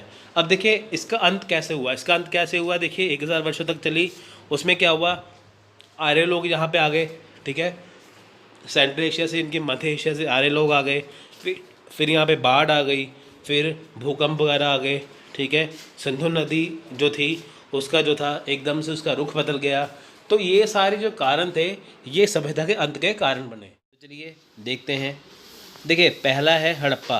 तो फ्रेंड्स सबसे पहली बात है कि सिंधु घाटी सभ्यता को हड़प्पा सभ्यता भी कहा जाता है। उसका कारण क्या है कि जब सिंधु घाटी सभ्यता की खोज हुई थी तो उसमें सबसे पहला जो शहर था, वो जो साइट थी, वो हड़प्पा की सबसे पहले साइट मिली थी, जिसके कारण हड़प्पा सभ्यता, जो सिंधु घाटी सभ्यता है, उसको हड़प्पा सभ्यता भी कहा जाता है। यानी कि सिंधु घाटी सभ्यता को हड़प्पा सभ्यता क्यों कहा जाता है, क्योंकि ये सबसे पहला मिलने वाला शहर था या साइट थी। तो फ्रेंड्स देखिए हड़प्पा जो है वो कहाँ पे है, हड़प्पा पंजाब के पाकिस्तान, ठीक है, यानी कि जो हड़प्पा जो सभ्यता है वो पाकिस्तान का जो पंजाब प्रांत है उसके मोंटगोमरी ज़िले में स्थित है। यानी कि पाकिस्तान के पंजाब के मोंटगोमरी ज़िले में क्या है, हड़प्पा जो सभ्यता मिली है। साइट पर उत्खनन से निम्नलिखित विशिष्ट निष्कर्ष निकले। यानी कि यहाँ पे देखिए हड़प्पा में जो उत्खनन हुआ है, यानी कि यहाँ पे जो खुदाई हुई है उसे क्या क्या मिला है, तो देखिए यहाँ पे क्या मिला है, ईंट प्लेटफॉर्मों के साथ 6 अन्न भंडार की 2 पंक्तियाँ मिली हैं। मोहनजोदाड़ो में ग्रेट ग्रैंडी के रूप में एक साथ 12 ग्रैंडी का ही क्षेत्र था। यानी कि हड़प्पा में क्या है, हड़प्पा में 2 पंक्तियाँ मिली हैं जिसमें 6 अन्न के भंडार हैं। यानी कि हड़प्पा में 6 अन्न के भंडार थे, जबकि मोहनजोदाड़ो में 12 अन्न के भंडार मिले थे। कार्यशील फर्श परिपत्र ईंट प्लेटफॉर्मों की पंक्तियों से मिलकर गैंडीज के दक्षिण में स्थित है और अनाज को थ्रेसिंग के लिए रखा गया था। देखिए अनाज को यहाँ पे रखा जाता, क्यों रखा जाता था, थ्रेशिंग के लिए। यहाँ पे देखिए थ्रेशिंग मशीनें होती है ना आजकल, जैसे वर्तमान समय में देखिए थ्रेशिंग मशीन होती है जिससे काफ़ी कुछ काम आसान हो चुका है खेती बाड़ी का। तो इसलिए अनाज को थ्रेशिंग के लिए यहाँ पे रखा जाता था। तो यहाँ पे क्या था, प्लेटफार्मों की, ईंटों की जो प्लेटफार्म थी, ईंटों की ऐसे प्लेटफार्म बनाए जाते थे ईंटों के लिए, जहाँ पे क्या था, ग्रैनरी या यहाँ पे अनाज रखे जाते थे। अब देखिए ईंटों के कमरे बना दिए जाते थे, यहाँ पे जो था वो अनाज को रखा जाता था। जैसे आज के जो कोल्ड स्टोर होते हैं वहाँ पे जो अनाज जो है उन्हें रखा जाता है, तो उसी टाइप का वहाँ पे ग्रैनरी बनाया हुआ था। ताबूत, दफन और कब्रिस्तान एच संस्कृति के साक्ष्य। देखिए एच संस्कृति का क्या मतलब है, एच का मतलब है हड़प्पा। ठीक है, यहाँ पे क्या है, ज़मीन के अंदर ताबूत है वो मिले हैं जो कि हड़प्पा संस्कृति के साक्ष्य कहलाते हैं।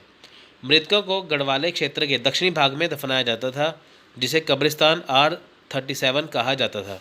अब देखिए जो मृतक है, जो व्यक्ति मर जाते थे उसे दफनाया जाता था, वो जहाँ पे गढ़वाला क्षेत्र कौन सा है, गढ़वाला क्षेत्र वो है क्षेत्र है जहाँ पे मरने के बाद व्यक्ति को दफनाया जाता था। अब देखिए कोई ऐसी जगह है जहाँ पे मरने के बाद व्यक्ति को दफनाया जाए, तो उस व्यक्ति को उस जगह के दक्षिणी भाग में दफनाया जाता था, जिसे R37 कहा जाता था।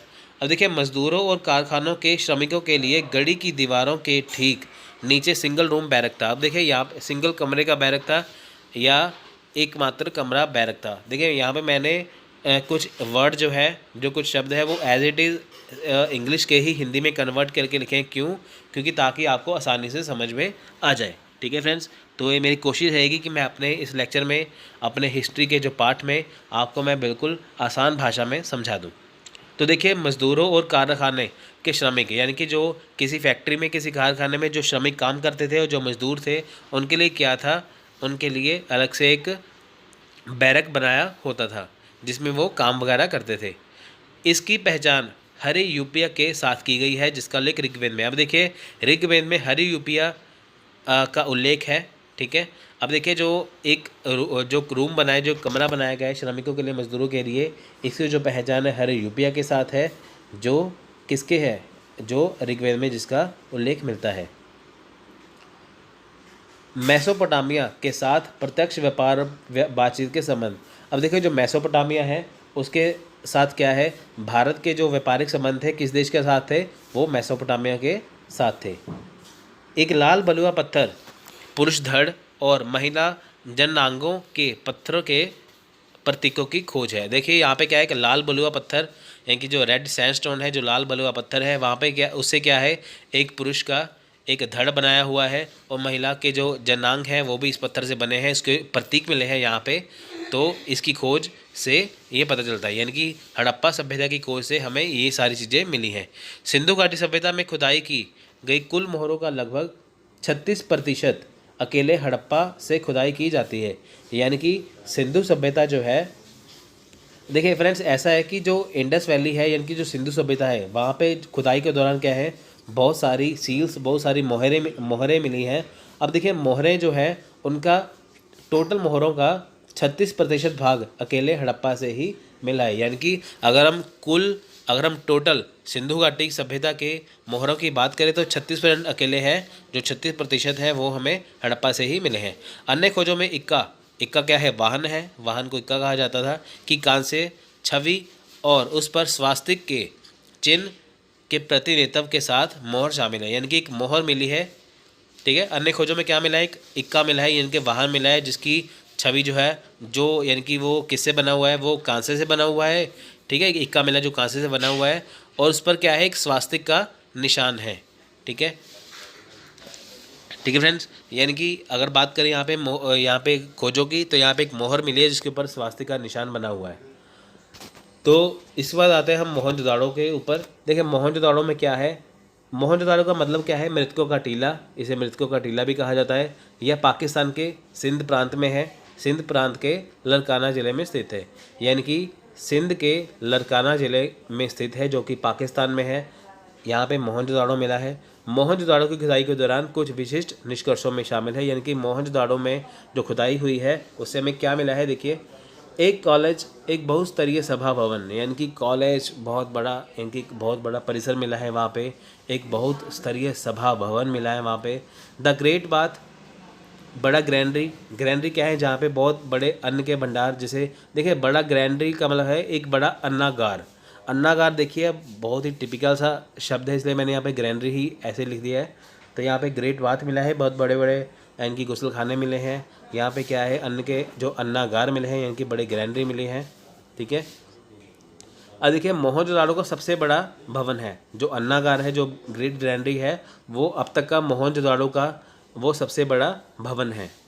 ठीक है, यहाँ पे अनाज रखा जाता था, अनाज, वो बड़ा भवन था एक जो मोहनजोदाड़ो में है, जो अत्यधिक केंद्रीकरण का सुझाव देता है, क्योंकि सत्ताधारी अधिकारियों ने पहले कृषि उपज को यहाँ लाया होगा और फिर इसका पुनर्वितरण किया होगा। अब देखिए अन्नागार इतना बड़ा बनाने का कारण क्या था, इससे यह पता लगा सकते हैं कि शायद वहाँ पे कुछ सत्ताधारी अधिकारी थे। सत्ताधारी अधिकारी कौन थे, जो उस मोहनजोदाड़ो को हैंडल करते थे, उसे वो चलाते थे, यानी कि वो यहाँ पे जो प्रशासक थे मोहनजोदाड़ो के।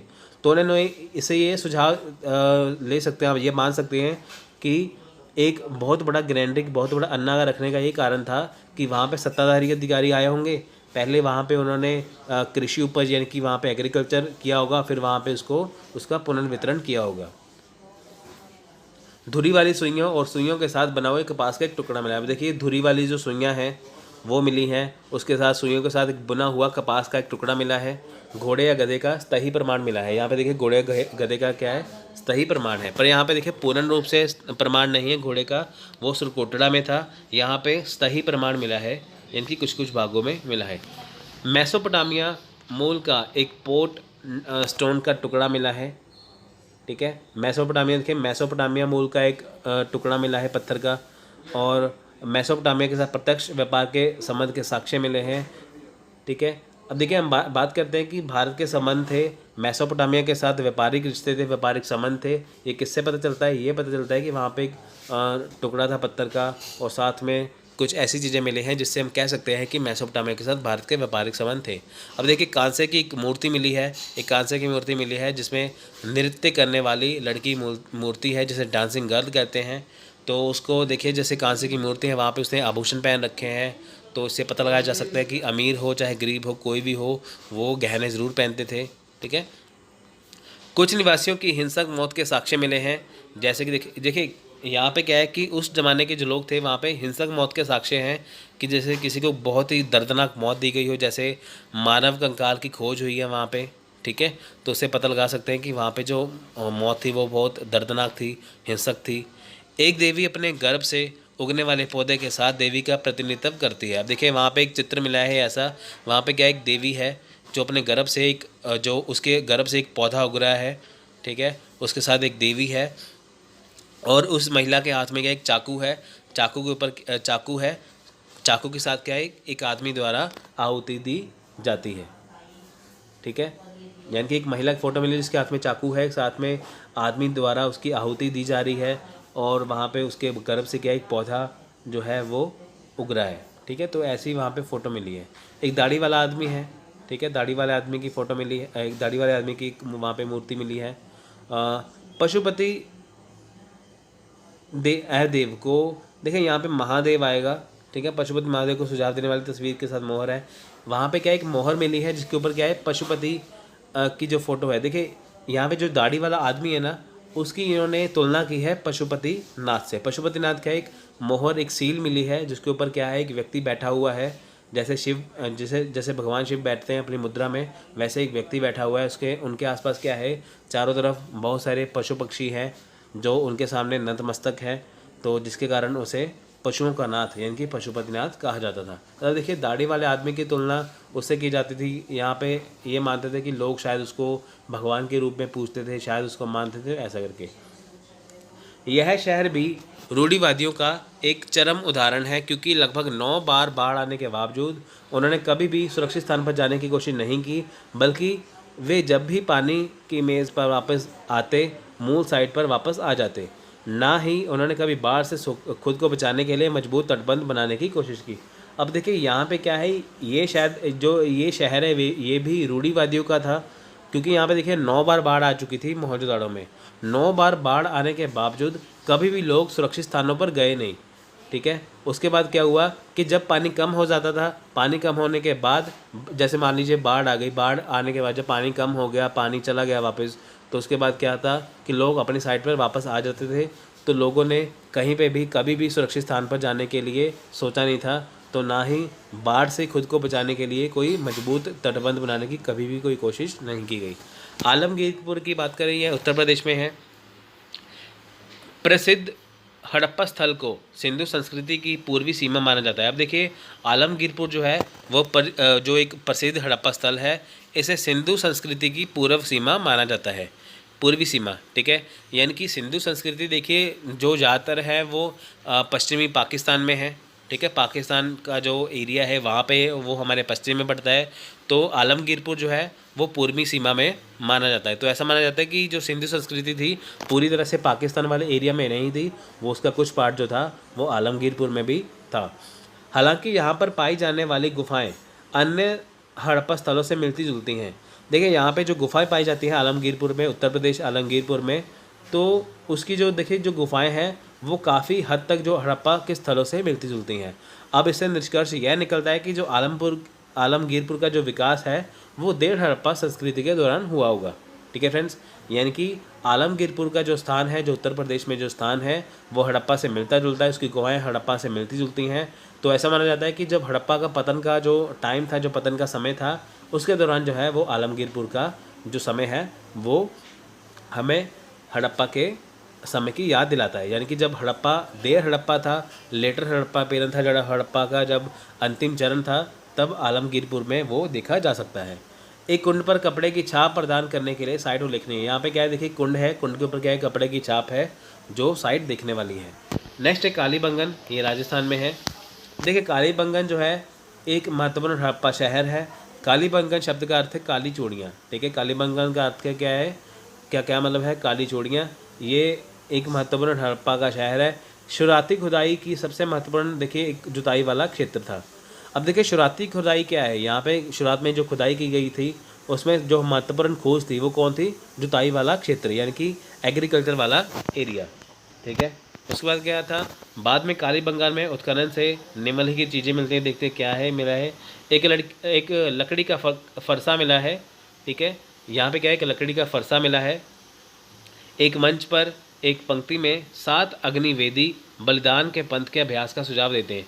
यहाँ पे क्या है, लकड़ी का फरसा मिला है। उसके बाद क्या है, यहाँ पे देखिए यहाँ पे क्या है, एक 7 अग्नि की वेदी मिली है। अग्नि की वेदी यानी कि हवन कुंड मिली है। ठीक है, अग्नि कुंड मिले हैं, हवन कुंड मिले हैं या अग्नि की वेदी मिली है, जिससे यह पता चलता है कि कालीबंगा राजस्थान में शायद बलिदान देने का भी वहाँ पे रिवाज था, लोग वहाँ पे बलिदान वगैरह भी दिया करते थे। दोनों गढ़, ठीक है, दोनों यानी कि गढ़ और निचले शहर यानी कि सिटाडल और निचले शहर दोनों के चारों तरफ क्या था, विशाल ईंटों की दीवार थी। अब देखिए होता क्या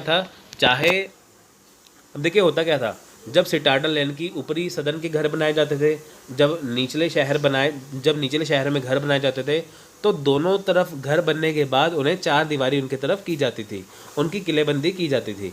तो यहाँ पे भी देखा गया कि चाहे जो घर थे वो ऊंचाई पे थे, चाहे निचले शहर थे, उनकी जो है वो वहाँ पे उसके चारों तरफ क्या था, 4 दीवारी की गई थी। अब यहाँ पे देखिए ऊँट की हड्डियाँ मिली हैं, एक बच्चे की खोपड़ी है जो जल शीर्ष से पीड़ित थी। ठीक है, अब ऊँट की हड्डियाँ भी यहाँ मिली हैं। आपसे क्वेश्चन पूछ सकते हैं, बताइए कि ऊँट की हड्डियाँ कहाँ मिली हैं, वो कालीबंगा राजस्थान में है। अब एक बच्चे की जो खोपड़ी है वो मिली है जो जल शीर्ष से पीड़ित है। एक टाइल वाली मंजिल जो घेरों के डिज़ाइन को काटती है, ये मिली है। देखिए लंबी अंडाकार आंखें, मोटे निचले होंठ, माथे की हड्डी और सीधी नुकीली नाक वाले मानव सिर। अब देखें यहाँ पे क्या है, मानव सिर मिले हैं। यानी कि ह्यूमन हेड्स मिले हैं, मानव के सिर मिले हैं। उसकी विशेषता क्या है? उसकी जो आंखें हैं वो लंबी है, अंडाकार शेप की हैं। देखिए जैसे हमारी हैं वैसी ही हैं उनकी आंखें। तो मोटे जो निचले होंठ हैं वो काफ़ी मोटे हैं, ठीक है। ऊपरी होंठ बारीक है, निचले होंठ मोटे हैं। माथे की हड्डी है, जो नाक है बहुत ज़्यादा नुकीली है, ठीक है। आप एक अंदाज़ा लगा सकते हैं कि उस समय का जो इंसान था वो दिखता कैसा था। 2 प्रकार के दफनाने के साक्ष्य हैं, यानी कि जब इंसान मर जाता था तो उसे 2 प्रकार से दफनाया जाता था। तो पहला था एक आयताकार कब्र में दफनाने का रिवाज था, एक गोलाकार कब्र में दफनाने का रिवाज था।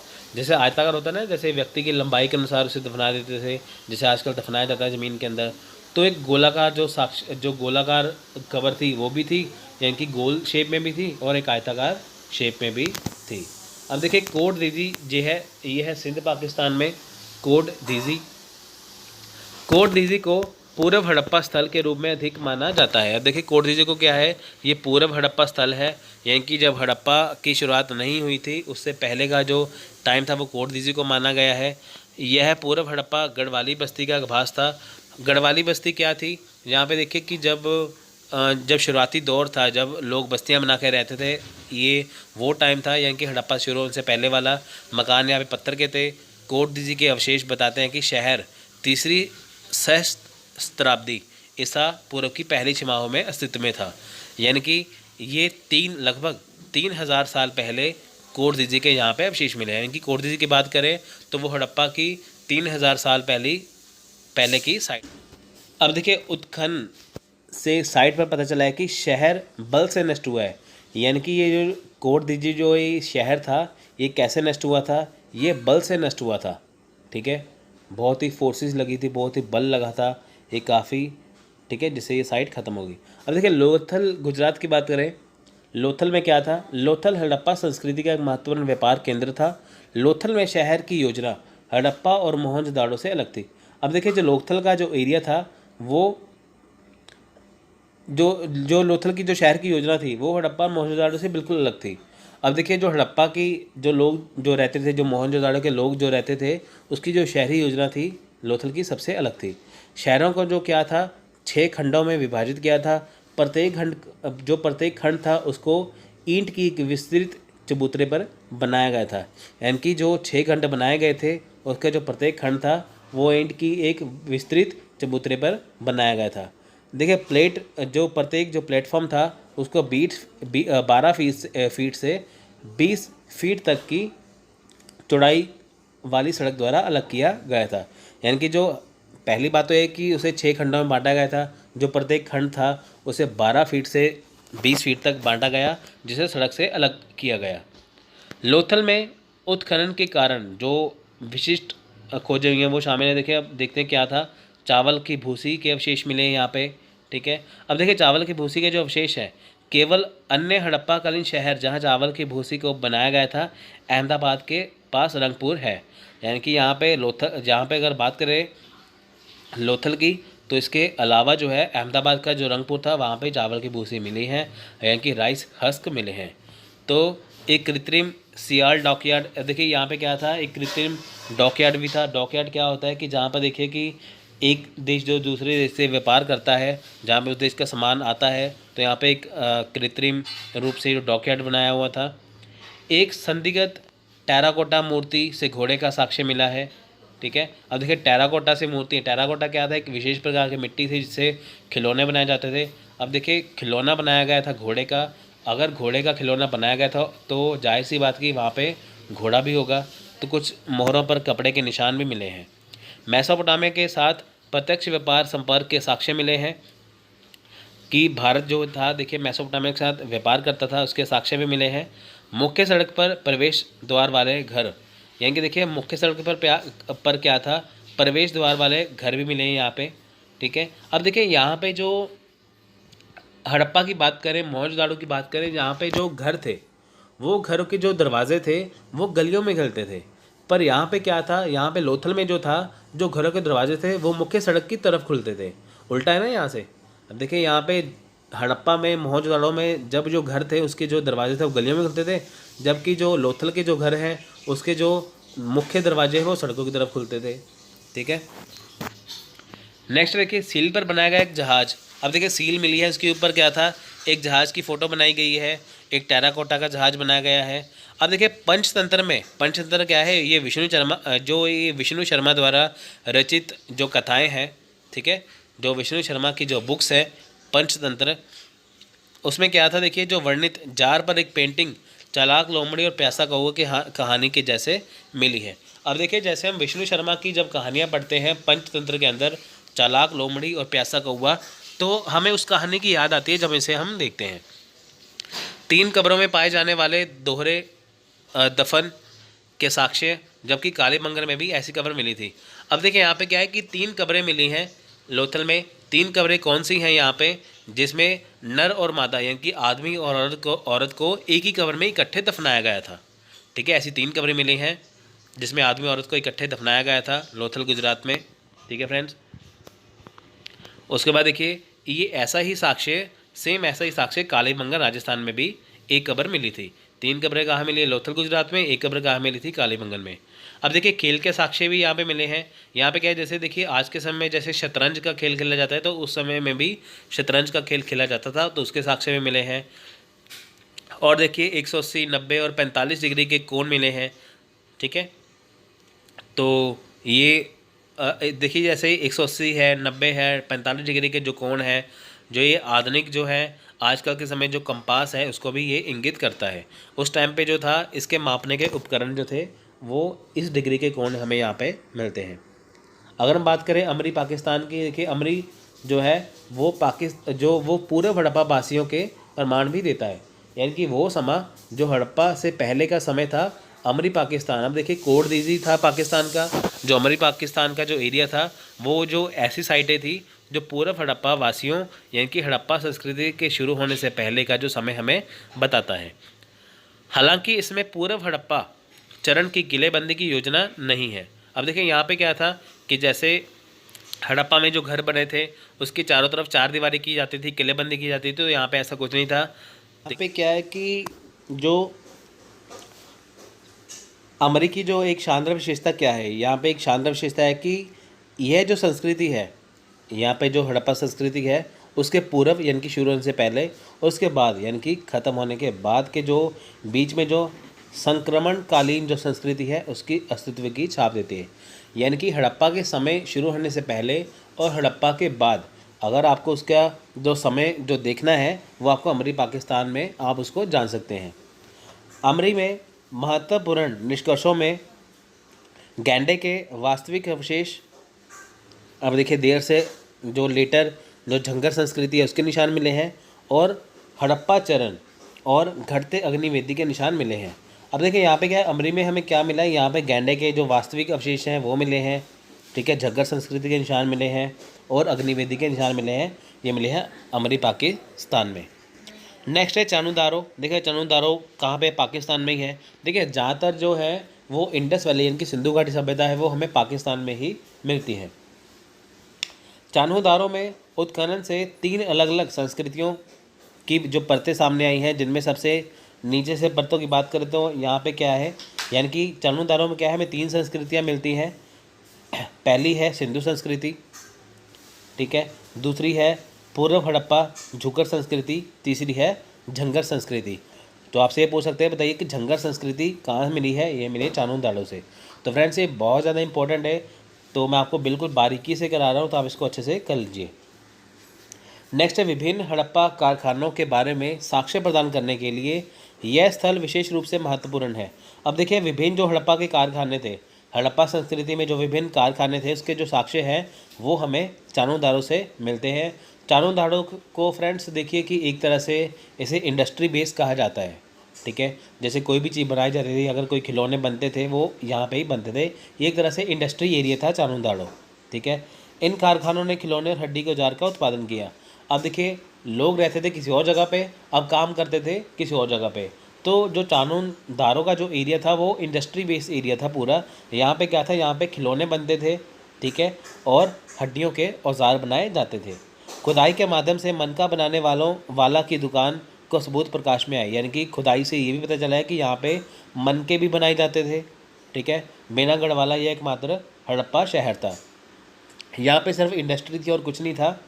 ठीक है फ्रेंड्स, तो एकमात्र शहर था जहाँ पे इंडस्ट्री बेस जो शहर था चानुंदाड़ो। तो आपसे क्वेश्चन पूछ सकते हैं, बताइए कि ऐसा कौन सा शहर है हड़प्पा का जो इंडस्ट्री के ऊपर बेस था, ठीक है, कारखानों के ऊपर बेस था, तो वो था चानुंदाड़ो। देखिए कुछ उल्लेखनीय यहाँ पे निष्कर्षों से ये पता चला है कि यहाँ पे क्या है, बैलगाड़ी मिली है, ठीक है, यहाँ पे बैलगाड़ी मिली है, एक छोटा बर्तन मिला है, एक स्याही वाला छोटा बर्तन मिला है, एक बैलगाड़ी मिली है, हाथी के पैरों के निशान मिले हैं, एक बिल्ली का पीछा करते हुए कुत्ते का सुझाव यहाँ पे दिया गया है। तो ये चीज़ें यहाँ पे उल्लेखनीय है। नेक्स्ट है रोपड़ पंजाब।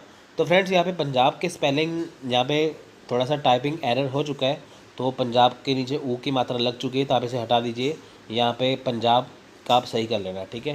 तो रोपड़ पंजाब की बात करें, देखिए रोपड़ एक हड़प्पा स्थल है जहाँ से पूर्व हड़प्पा और हड़प्पा संस्कृति के अवशेष मिले हैं। इनकी जो पंजाब का जो रोपड़ वाला एरिया है वो हड़प्पा का जो स्थल है वो उसका एरिया है।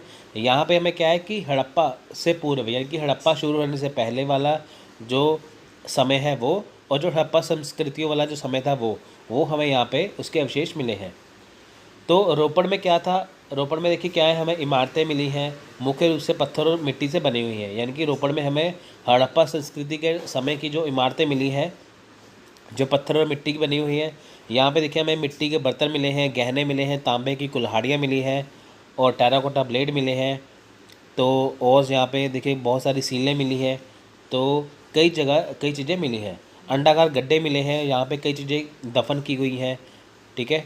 अंडाकार गड्ढे मिले हैं, ओवल शेप के, अंडाकार शेप के, तो चीज़ें कई दफन की हुई हैं। तो चौथा पॉइंट जो है बहुत ज़्यादा इंपॉर्टेंट है, ये कई बार पेपर में आ चुका है। मानव दफन के बीच एक कुत्ते को दफनाने का सबूत भी है, यानी कि इंसान के साथ क्या है, कुत्ते को दफनाया गया था जिसकी साक्ष्य मिले हैं। कश्मीर के बुर्ज होम में प्रथा प्रचलित थी, हड़प्पा के संदर्भ में देर हो चुकी थी। अब देखिए यहाँ पे क्या था कि कश्मीर के बुर्ज होम इलाके में जो प्रथा थी प्रचलित थी कि इंसान जो जिस जानवर को पालता था उसको मरने के बाद उसके साथ दफना दिया जाता था। तो यही जो चीज़ है, यानी कि इंसान के साथ जो कुत्ते को दफनाया गया था, ये रोपड़ में भी मिला था। नेक्स्ट है बनवाली, ये हरियाणा में है। देखिए हरियाणा ज़िले के हिसार में स्थित, यानी कि बनवाली कहाँ है, ये हरियाणा हिसार में स्थित है। यहाँ पे क्या था, यहाँ पे हमें हड़प्पा संस्कृति के 2 चरण मिलते हैं। पहला चरण कौन सा है, पूर्व हड़प्पा का, यानी कि जब हड़प्पा संस्कृति की जब शुरुआत से पहले का समय, और हड़प्पा का द्वितीय चरण जब हड़प्पा की शुरुआत हो चुकी थी। तो दोनों चरण हमें बनावली हरियाणा में मिलते हैं। देखिए हालांकि द्वितीय चरण हड़प्पा काल से संबंधित था, फिर भी शहर नियोजन के शतरंज बोर्ड या ग्रिड पैटर्न अन्य हड़प्पा स्थलों का पालन नहीं करते थे। अब देखिए जैसे मैंने आपको पिछले लेक्चर में बताया था कि जब हड़प्पा संस्कृति जो थी वहाँ पे जो सड़कें थी वो ग्रिड पैटर्न थी वहाँ पे, यानी कि सीधी सीधी सड़कें थी। कैसी सड़कें थी, सीधी सीधी, यानी कि पूर्व से पश्चिम, उत्तर से दक्षिण सड़कें थी, वहाँ पे कोई गलियाँ नहीं थी। जबकि बनवाली हरियाणा में ऐसा नहीं था, वहाँ पे जो शहर नियोजन था बिल्कुल अलग था, ठीक है। यहाँ पे ग्रिड पैटर्न को नहीं अपनाया गया था। सड़कें हमेशा सीधी नहीं थी, ना ही वे समकोण पर काटती थी, सड़कें सीधी नहीं थी, वहाँ पे गलियाँ बनी हुई थी। जबकि हड़प्पा की बात करें तो वहाँ पे क्या था, सड़कें बिल्कुल सीधी बनी हुई थी। अब देखिए इसमें हड़प्पा सभ्यता की एक और महत्वपूर्ण विशेषता का भी अभाव था, एक व्यवस्थित जल निकासी प्रणाली। अब देखिए हड़प्पा संस्कृति जो थी, जो सिंधु घाटी की सभ्यता की बात करें, वहाँ पे अगर बात करें हड़प्पा संस्कृति की, वहाँ पे जो जल निकासी था, जो ड्रेनेज सिस्टम था, जल निकासी सिस्टम था, बहुत ही ज़्यादा बढ़िया था। जबकि बनवाली हरियाणा में ऐसा नहीं था। खुद देखिए एक अच्छा ड्रेनेज सिस्टम होने का कारण क्या था, वहाँ पे सड़कें सीधी थी। अब यहाँ पे सड़कें सीधी नहीं है तो ड्रेनेज सिस्टम या जल निकासी जो प्रणाली थी वो अच्छी नहीं होगी। खुदाई में क्या था, उच्च गुणवत्ता वाली चीज़ें मिली हैं, ठीक है। यहाँ पे देखिए जो जौ है वो काफ़ी उच्च गुणवत्ता वाला मिला है। आप जहाँ पे जौ ऐड कर लेना, यहाँ पे जो जौ है, जो बारले है, जौ है, बहुत उच्च गुणवत्ता वाला मिला है। अन्य महत्वपूर्ण सामग्री की बात करें, यहाँ पे क्या है, मिट्टी के पात्र मिले हैं, सेल खड़ी मोहरें मिली हैं, ठीक है। ठेठ सिंधु लिपि के जो टेराकोटा जो सीलिंग वो मिली है। उसके बाद क्या है, पीपल के पेड़ के पत्तों की तरह कान के छल्ले मिले हैं, यानी कि जो ईयर रिंग्स हैं, जो कान के जो छल्ले हैं, जो कान में पहने जाते थे, उसकी शेप कैसी थी, उसका आकार था पीपल के पेड़ों के पत्ते जैसा उसका डिज़ाइन था। अब टेराकोटा की चूड़ियाँ भी यहाँ पर मिली हैं। नेक्स्ट है सुरकोटड़ा गुजरात। तो गुजरात के जो कच्छ का जो एरिया है कच्छ कहाँ पे है? ये भुज ज़िले में है, जो गुजरात में पड़ता है। ठीक है, इसकी खोज हुई थी यहाँ पे 1972 में। किसने की थी इसकी? जेपी जोशी द्वारा खोज की गई थी। ठीक है, यानी कि सुरकोटड़ा जो था उसका जो स्थान मिला है वो जेपी जोशी ने किया था, उसकी खोज की गई थी 1972 में। तो सुरकोटड़ा जो है वो एक महत्वपूर्ण किलेबंदी बस्ती थी। अब देखिए, हड़प्पा सभ्यता की खास पहचान क्या थी? जब घर बनाए जाते थे उसके चारों तरफ क्या था? दीवार बनाई जाती थी, किलेबंदी की जाती थी, जो गुजरात के सुरकोटड़ा में देखी जा सकती है। यह महत्वपूर्ण स्थल था क्योंकि यहाँ पे देखिए घोड़े की हड्डियों की पहला वास्तविक अवशेष प्रदान करता है। अब देखिए, अब तक कहीं पे भी घोड़े के जो अवशेष नहीं मिले थे, बिल्कुल नहीं मिले थे। केवल एकमात्र सुरकोटड़ा ऐसी जगह थी जहाँ पे घोड़े की जो अवशेष मिले हैं। ठीक है, घोड़े की जहाँ पे हड्डियाँ मिली हैं सुरकोटड़ा में। कुछ मानव हड्डियों के साथ देखिए 4 पॉट ब्यूरो के साथ कब्रिस्तान मिला है। देखिए कुछ मानव हड्डियाँ मिली हैं कब्रिस्तान में। यहाँ पे हड़प्पा संस्कृति की दुर्लभ खोज थी एक बड़ी चट्टान। ठीक है, जो एक कब्र मिली थी। देखिए, हड़प्पा संस्कृति की एक बहुत ही दुर्लभ खोज है। क्या खोज है? एक बहुत ही बड़ी चट्टान मिली है जो मेगालिथ दफन, यानी कि मेगालिथ क्या है? बड़ा बड़ा पत्थर है। एक बहुत बड़ी कब्र मिली है जो बड़े बड़े पत्थरों से बनाई गई थी। ठीक है, नेक्स्ट है सुतकांगडोर पाकिस्तान। देखिए, सुतकांगडोर पाकिस्तान जो है सिंध पाकिस्तान में स्थित, यानी कि सुतकांगडोर कहाँ है? ये पाकिस्तान के सिंध प्रांत में है। सिंधु सभ्यता का एक महत्वपूर्ण तटीय इलाका था। सिंधु सभ्यता का महत्वपूर्ण तटीय इलाका कौन सा था? सुतकांगडोर। सुतकांगडोर की खुदाई से बस्ती का एक दुगना भाग सामने आया है। गढ़ और निचला शहर, गढ़ का मतलब है सिटाडल और निचला शहर तो है लोअर सिटी। ठीक है, अब देखिए सुतकांगडोर से क्या है? सुतकांगडोर की जब खुदाई हुई थी वहाँ पे जो बस्ती है वहाँ पे जो दिखाई दी गई थी दो तरह की। हड़प्पा में देखिए, मोहनजोदड़ो में देखिए 2 तरह के घर थे। एक सिटाडल यानी कि गढ़ वाले एरिया थे, एक थे निचले शहर। तो सेम ऐसे ही सुतकांगडोर में भी मिला था। तो आप देख सकते हैं कि लगभग अगर हम सिंधु घाटी सभ्यता की बात करें, यहाँ पे जो घर थे तकरीबन एक समान बने हुए थे, सिटाडल में भी और निचले शहर में भी। यह कहा जाता है कि सुतकांगडोर मूल रूप से एक बंदरगाह था जो बाद में तटीय उत्थान के कारण समुद्र से कट गया। अब देखिए, सुतकांगडोर को मूल रूप से एक बंदरगाह माना जाता है, यानी कि सुतकांगडोर तो जो था वो तटीय इलाका था। तो तटीय इलाका होने के कारण वो एक बंदरगाह माना गया था। ठीक है, जो बाद में क्या था? तटीय उत्थान के कारण जो समुद्र से कट गया, यानी कि समुद्र से अलग हो गया। ठीक है फ्रेंड्स, तो सुतकांगडोर क्या था? एक महत्वपूर्ण तटीय इलाका था जिसे बंदरगाह माना जाता था। तो फ्रेंड्स